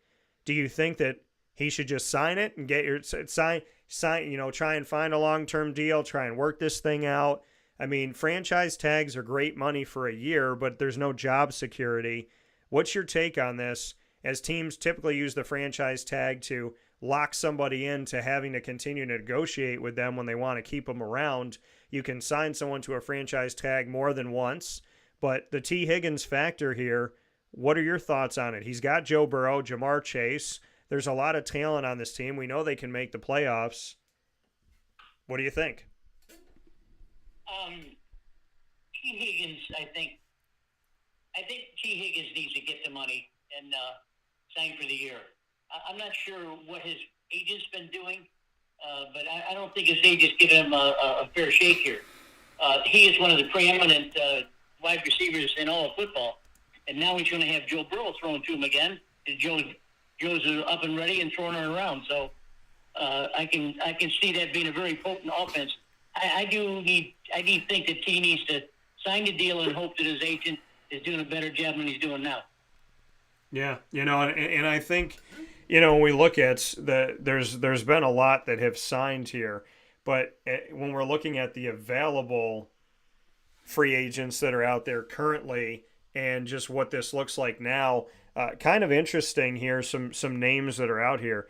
We know that Ryan Tannehill is a free agent currently. We know that he's out there looking for a home right now. I'm sure somebody will sign him at some point. We know Jamal Adams, who was with the Jets and then Seattle at safety. He's out there. Hunter Renfrow, who I covered in college, who has really good hands. He was with the Raiders for a while. He's out there. Former Jaguar Allen Robinson is out there after most recently being with the Pittsburgh Steelers. So there's some names that are here. Michael Thomas of the New Orleans Saints. Yannick Ngakoue, who was a Jaguar and then was a Minnesota Viking and then was a Baltimore Raven. And I think he's been to a bunch of places in Minnesota. I think he went to Oakland too, or Las Vegas. And now he most recently was a Chicago Bear. So we'll see where he goes from there. The Jaguars released Zay Jones. He's still out there at wide receiver. I'm confident he's going to end up somewhere. Calais Campbell, former Jaguar, he's an unrestricted free agent hanging out after the Atlanta Falcons, playing for them most recently. PJ, what are your thoughts on this? Jamal Agnew's out there from the Jaguars, who was the return guy for them. Mecole Hardman, who was with Kansas City twice, he's still out there at this time. So I'm just kind of looking through this list. Randall Cobb, who spent so many years with Aaron Rodgers and went with him to the Jets, but then Aaron got injured and now he's not out there. Trey Herndon is still unsigned by the Jaguars, who's been in their secondary for a while. So what's your take on some of the names out here? And do the Jaguars re-sign Trey Herndon, which I thought they should re-sign him and Tyler Shatley? Do they look at re-signing Calais Campbell and making him a Jaguar before he retires? There's some former Jaguars, Allen Robinson as well. What are your thoughts on on a bunch of these current or former Jaguars that are in free agency? And would you like to see anybody come back? Would you like to see Calais Campbell, Trey Herndon, who is most recently a Jaguar, but would you like to see the return of Calais? Would you like to see Trey Herndon stay? Allen Robinson come back? Any thoughts on those? I think Trey Herndon is probably viable. He can still play. Calais, I think, is a little long in the tooth, but he may have a year left. But there's one name that I found here that is interesting, and that's I got to find him, Nathan Rourke. Yeah. Who was cut by New England. I don't get that one at all. Now, Nathan Rourke was with us for a while and did very, very well. And I don't understand why he's still out there. Maybe by the time the show is over, someone's probably signed him. Yeah, he did. He is with the Giants. They did pick him up. Okay, good. Yeah. Good. Well, that's the only one I was looking. The other ones, I'm not too. They just recycle guys. Reggie Brown from Kansas City. He's signed for at least another year or two. That's all. Yeah, Matt Breida's out there. Kareem Hunt, running backs. Onondaga County native Latavius Murray, who's been on the show. He's a free agent right now, and he has arguably made teams better when he's gone on to their team. Most recently, a Buffalo Bill. So he's been with the Minnesota Vikings. He's been with the Raiders. So, I mean, Latavius is another guy who I'm a little surprised that he's still hanging out there. 34 years old. He spent a lot of time in the NFL, but I'd like to see him get on a team that can make a run toward the Super Bowl. Honestly, there's a bunch of teams out there that could utilize him in the backfield, and I could see him in a bunch of different places as a third down back or a complimentary back. So I'm a little surprised he's out there, but I'm hoping that changes as he's coming right here from upstate New York. But there's some notable names out here, PJ, and a lot of guys that were either Jaguars most recently or former Jaguars, like Blake Bell, tight end, who was at Kansas City here. So there's a lot of familiar names to you and I that are still out there. Here's another player that I think Kansas City's got to pay attention here. I don't think they need to resign this or keep this kid Rashee Rice on the team. I think he's some serious trouble over there. Now I just read yesterday that he was involved in some type of dispute at a local club or something like that. That's on top of the drag racing that he got involved with 6 other cars. Look, Andy Reid doesn't need this kind of guy around. So if you want to look at maybe re-signing Tony, maybe finding one of these guys that are hitting in a draft for the wide receiver. But I think they need to move on from Rashee Rice and come up with someone that's stable, understands the Kansas City way, and talk to Travis and Patrick and say, listen, this is the kind of team we have over here. If you want to come over here and play, I'll put a word in for you. And that it goes a long way. Yeah. And of course, if they get burned, then that's no good. So, there's a lot of talent out there, right, Daniel? This is kind of the cheap end of the year. The teams are not going to go out and sign a guy for a 1 year, $5 million contract. Ain't going to happen. Yeah, and Blaine Gabbert, former Kansas City Chief, he's also out there, former Jaguars starting quarterback. A.J. McCarron is out there as well, Brian Hoyer. So there's a bunch of names that I'll be watching on this list. The Rashee Rice issues, though, very sad, as he just got into the NFL last year. So, to blow the future on some bad decisions in any stretch of the imagination is not a good way to go. So my prayers go to him, and for him trusting in God's guidance and God's guarding from things that are not of God. And just pray that anybody affected by some negative actions or words of Rashee Rice, that they heal, that Rashee heals, and that things get better for all involved, because it's never good I don't like seeing anybody suffer, and I don't like seeing anybody make bad decisions. So my prayers go out to Rashee and everyone involved in some way, shape, or form. Hopefully things get better soon. There's a bunch of wide receivers out there, though, And there's already been some moves made by Kansas City to put some work in here. And there's also the note that Kansas City might sign Zay Jones, former Jaguar. So we'll see. And if they do, they're going to get a steal because Zay can play. And I knew that from East Carolina days. So, I'm sad that Zay's not going to be in the locker room in Jacksonville. I'd love for that to work out, but my best to all involved in that situation too. PJ, as always, I appreciate your time. Appreciate you being on the show. Give MT a hug from me and let her know that we all love her and we appreciate her, and we'll see you guys very soon. Hey, thanks, Dan. All right, take care. That coming from Papa Joe here on Wake Up Call with Dan Tortora, where sports meets life. We are inside of the Heritage Hill Studios, our exclusive studio partner, Heritage Hill. You'll find the brew house by going to Pompey. Out in Pompey, there you'll find the brew house and the awesome landscape of this beautiful central and upstate New York that we have. The brew house is located for you on 3149 Sweet Road. Hard to forget that. 3149 Sweet Road in Pompey. And their newest location, Heritage Hill North, located on 628 South Main Street in North Syracuse, New York, right there at the historic Sweetheart corner of North Syracuse and of our central New York community. So two wonderful places, two beautiful experiences to have. Heritage Hill Brewhouse out in Pompey, where so many of you have been, and of course the new Heritage Hill North, where many of you have already been.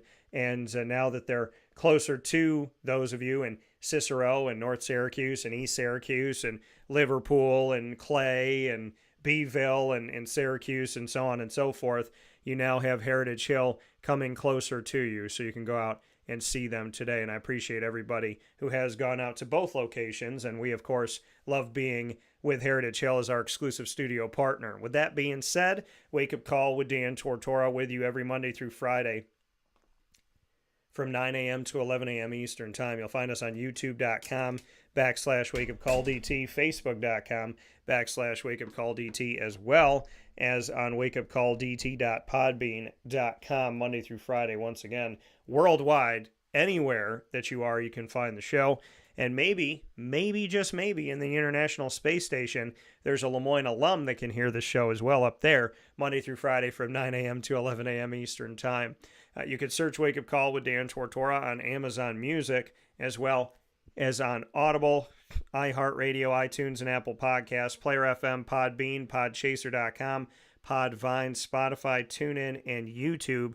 All you have to do is search Wake Up Call with Dan Tortora, or one word, Wake Up Call DT. For those of you that are going through some bad storms right now, I pray and I hope by the grace of God and the goodness of God and the love of God that you are safe and sound, your loved ones are, and you continue to be all the days and the nights of your life. God bless you all. In Jesus' name, amen. Big time thanks to our incredible partners in Central and Upstate New York. Of course, our exclusive studio partner, Heritage Hill Brewhouse and Heritage Hill North, Carvel DeWitt, the Wildcat Sports Pub, Mon Pa's Kettle Corn and Popcorn Factory, GG Cards and Breaks, Avicoli's, as well as Canine Camp Dog Daycare, Chick-fil-A Cicero and Chick-fil-A Clay, Canine Campground Dog Boarding, Pizza Man, Great Lakes, Honda City, and Mother's Cupboard. Of course, we are the exclusive multimedia marketing partner of your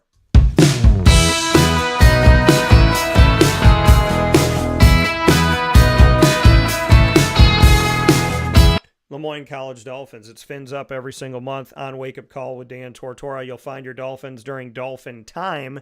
That Dolphin Time is Wednesdays at 9 a.m. Eastern Time. Of course, we underpromise and overdeliver. You have had plenty more specials than the amount that we offered to you, finding the Dolphins right here on Wake Up Call with Dan Tortora. AD and DT coming to you the first and third Wednesday of each month at 9 a.m. Eastern Time. Second and fourth Wednesday, you find the Dolphin Dive, diving into stories of student athletes, coaches, administration, future Dolphins, and alumni, including President Dr. Linda Lemura.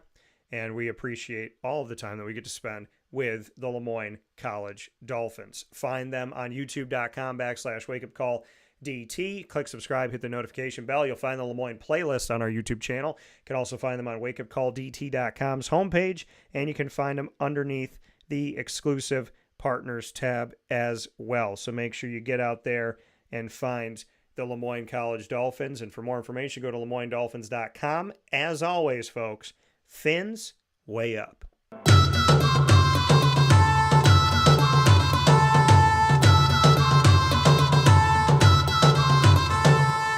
The Bryan and Stratton College Bobcats of Syracuse are exclusive multimedia marketing partners with Wake Up Call with Dan Tortora. You will find the Bobcats every single month here. Student athletes, coaches, and administration joining me throughout the year from Bryan and Stratton College of Syracuse. There's 2 locations, 2 campuses for Bryan and Stratton Syracuse. You'll find them on James Street in Syracuse, New York. You also find them right off of Route 57 in Liverpool, New York, literally across the street from Avicoli's. So if you're taking classes at Bryan and Stratton, you're eating good at Avicoli's. The Bobcats will be with you on youtube.com/wakeupcalldt. Click subscribe, hit the notification bell. You'll find the BSC Syracuse playlist on that YouTube channel. You also find the Bobcats by going to wakeupcalldt.com's homepage and underneath the exclusive partners tab on wakeupcalldt.com. For more information, go to syracuse.bscbobcats.com and go Bobcats.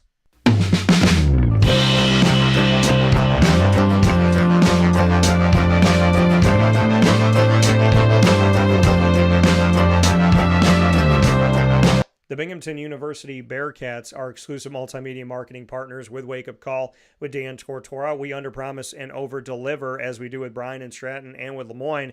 The Binghamton University Bearcats have been with us for just a couple months here now in month 3, and we have done way more than what we promised you in the world of our specials featuring Binghamton University. You will find those specials Tuesdays at 10 a.m. Eastern Time monthly and weekly Tuesdays at 10 a.m. Eastern Time with the Bearcats of Binghamton University. Our special is called Moments with Marshall, featuring Athletics Director of Binghamton University, Gene Marshall, and our Bearcat Breakroom with student athletes, coaches, and administration. You just had a bonus today with Nick Zieziula on a Thursday, and you will find all of our content with Binghamton University by going to youtube.com/wakeupcalldt.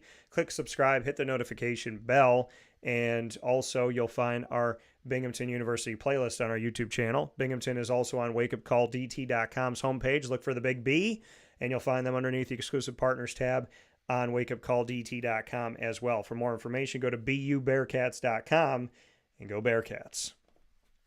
With that being said, here on Wake Up Call with Dan Tortora from the Heritage Hill Studios, I want to give a special thanks to our guests inside of MonPazPopcorn.com's What's Poppin'. Head off to MonPaz, the snack capital of the world. They got everything for your sweet tooth, your savory tooth, and all them teeth. Go over to MonPaz for popcorn, kettle corn, premium corn, as well as chocolate-dipped pretzels, chocolate-dipped Oreos, cotton candy, and their new freeze-dried candy that tastes like the favorites that we've grown up with, their flavor bursts, their rainbow rounds, as well as their Mambos and their brain busters. So many great things at MonPaz, the snack capital of the world, located right here in central New York. Aren't we spoiled? 201 7th North Street in Liverpool, New York. That's 201 7th North Street in Liverpool, New York, right off the highway and right down 7th North Street, as well as off the Thruway, too. Big time thanks to Nick Zieziula, Binghamton University men's tennis head coach, coming off of a season, their first season in the Northeast Conference in the NEC as an associate member, winning the Northeast Conference tournament and going on to the NCAA tournament to face off against Michigan.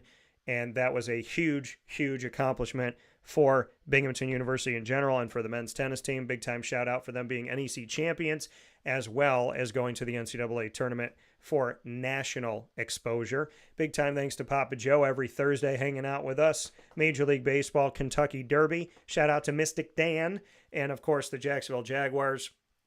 And hoping the best for everybody looking to make a roster on any team, including the Jaguars and inside of the NFL. And then, of course, talking about some of those NFL moves and hoping and praying everybody the best, because everyone that chases their dreams with morals and values and goodness in their heart, and in my opinion, God at their center, I pray you all succeed. So God bless to you all. Have a fantastic and wonderful day. Thanks to Nick. Thanks to Papa Joe. Thank you to you. Facebook at Wake Up Call DT, X at Call DT, Instagram at Wake Up Call _DT. Go to X and vote in our polls. You still got a little bit of time left at Call DT. That's CALLDT. I'll see you tonight back at Avicoli's for night number 2 We had a tremendous night with Liverpool Warriors boys lacrosse. Tonight we make history with Liverpool Warriors girls flag football in their first season, and this is their first team interview, I believe. So very excited for that, to be joined by their coaching staff as well as the student athletes. We'll be at Avicoli's at 6 p.m. tonight, 7839 Oswego Road in Liverpool, New York. Come out and see us right down the road from Liverpool High School. Get some awesome pizza. Ask for DT's Favorite is what we're calling it. So I'm not trying to speak in third person. I'm telling you the name. DT's Favorite, my barbecue chicken pizza, now going to be on the menu all throughout the week at Avicoli's. So they are open Tuesday through Sunday, and you can now get the barbecue chicken pizza, aka DT's Favorite, every single day that they're open. So very excited about that. Come out and see us tonight. Cannot wait to hang out with you. And as always, folks, God bless, no stress, do your best. From the Heritage Hill Studio.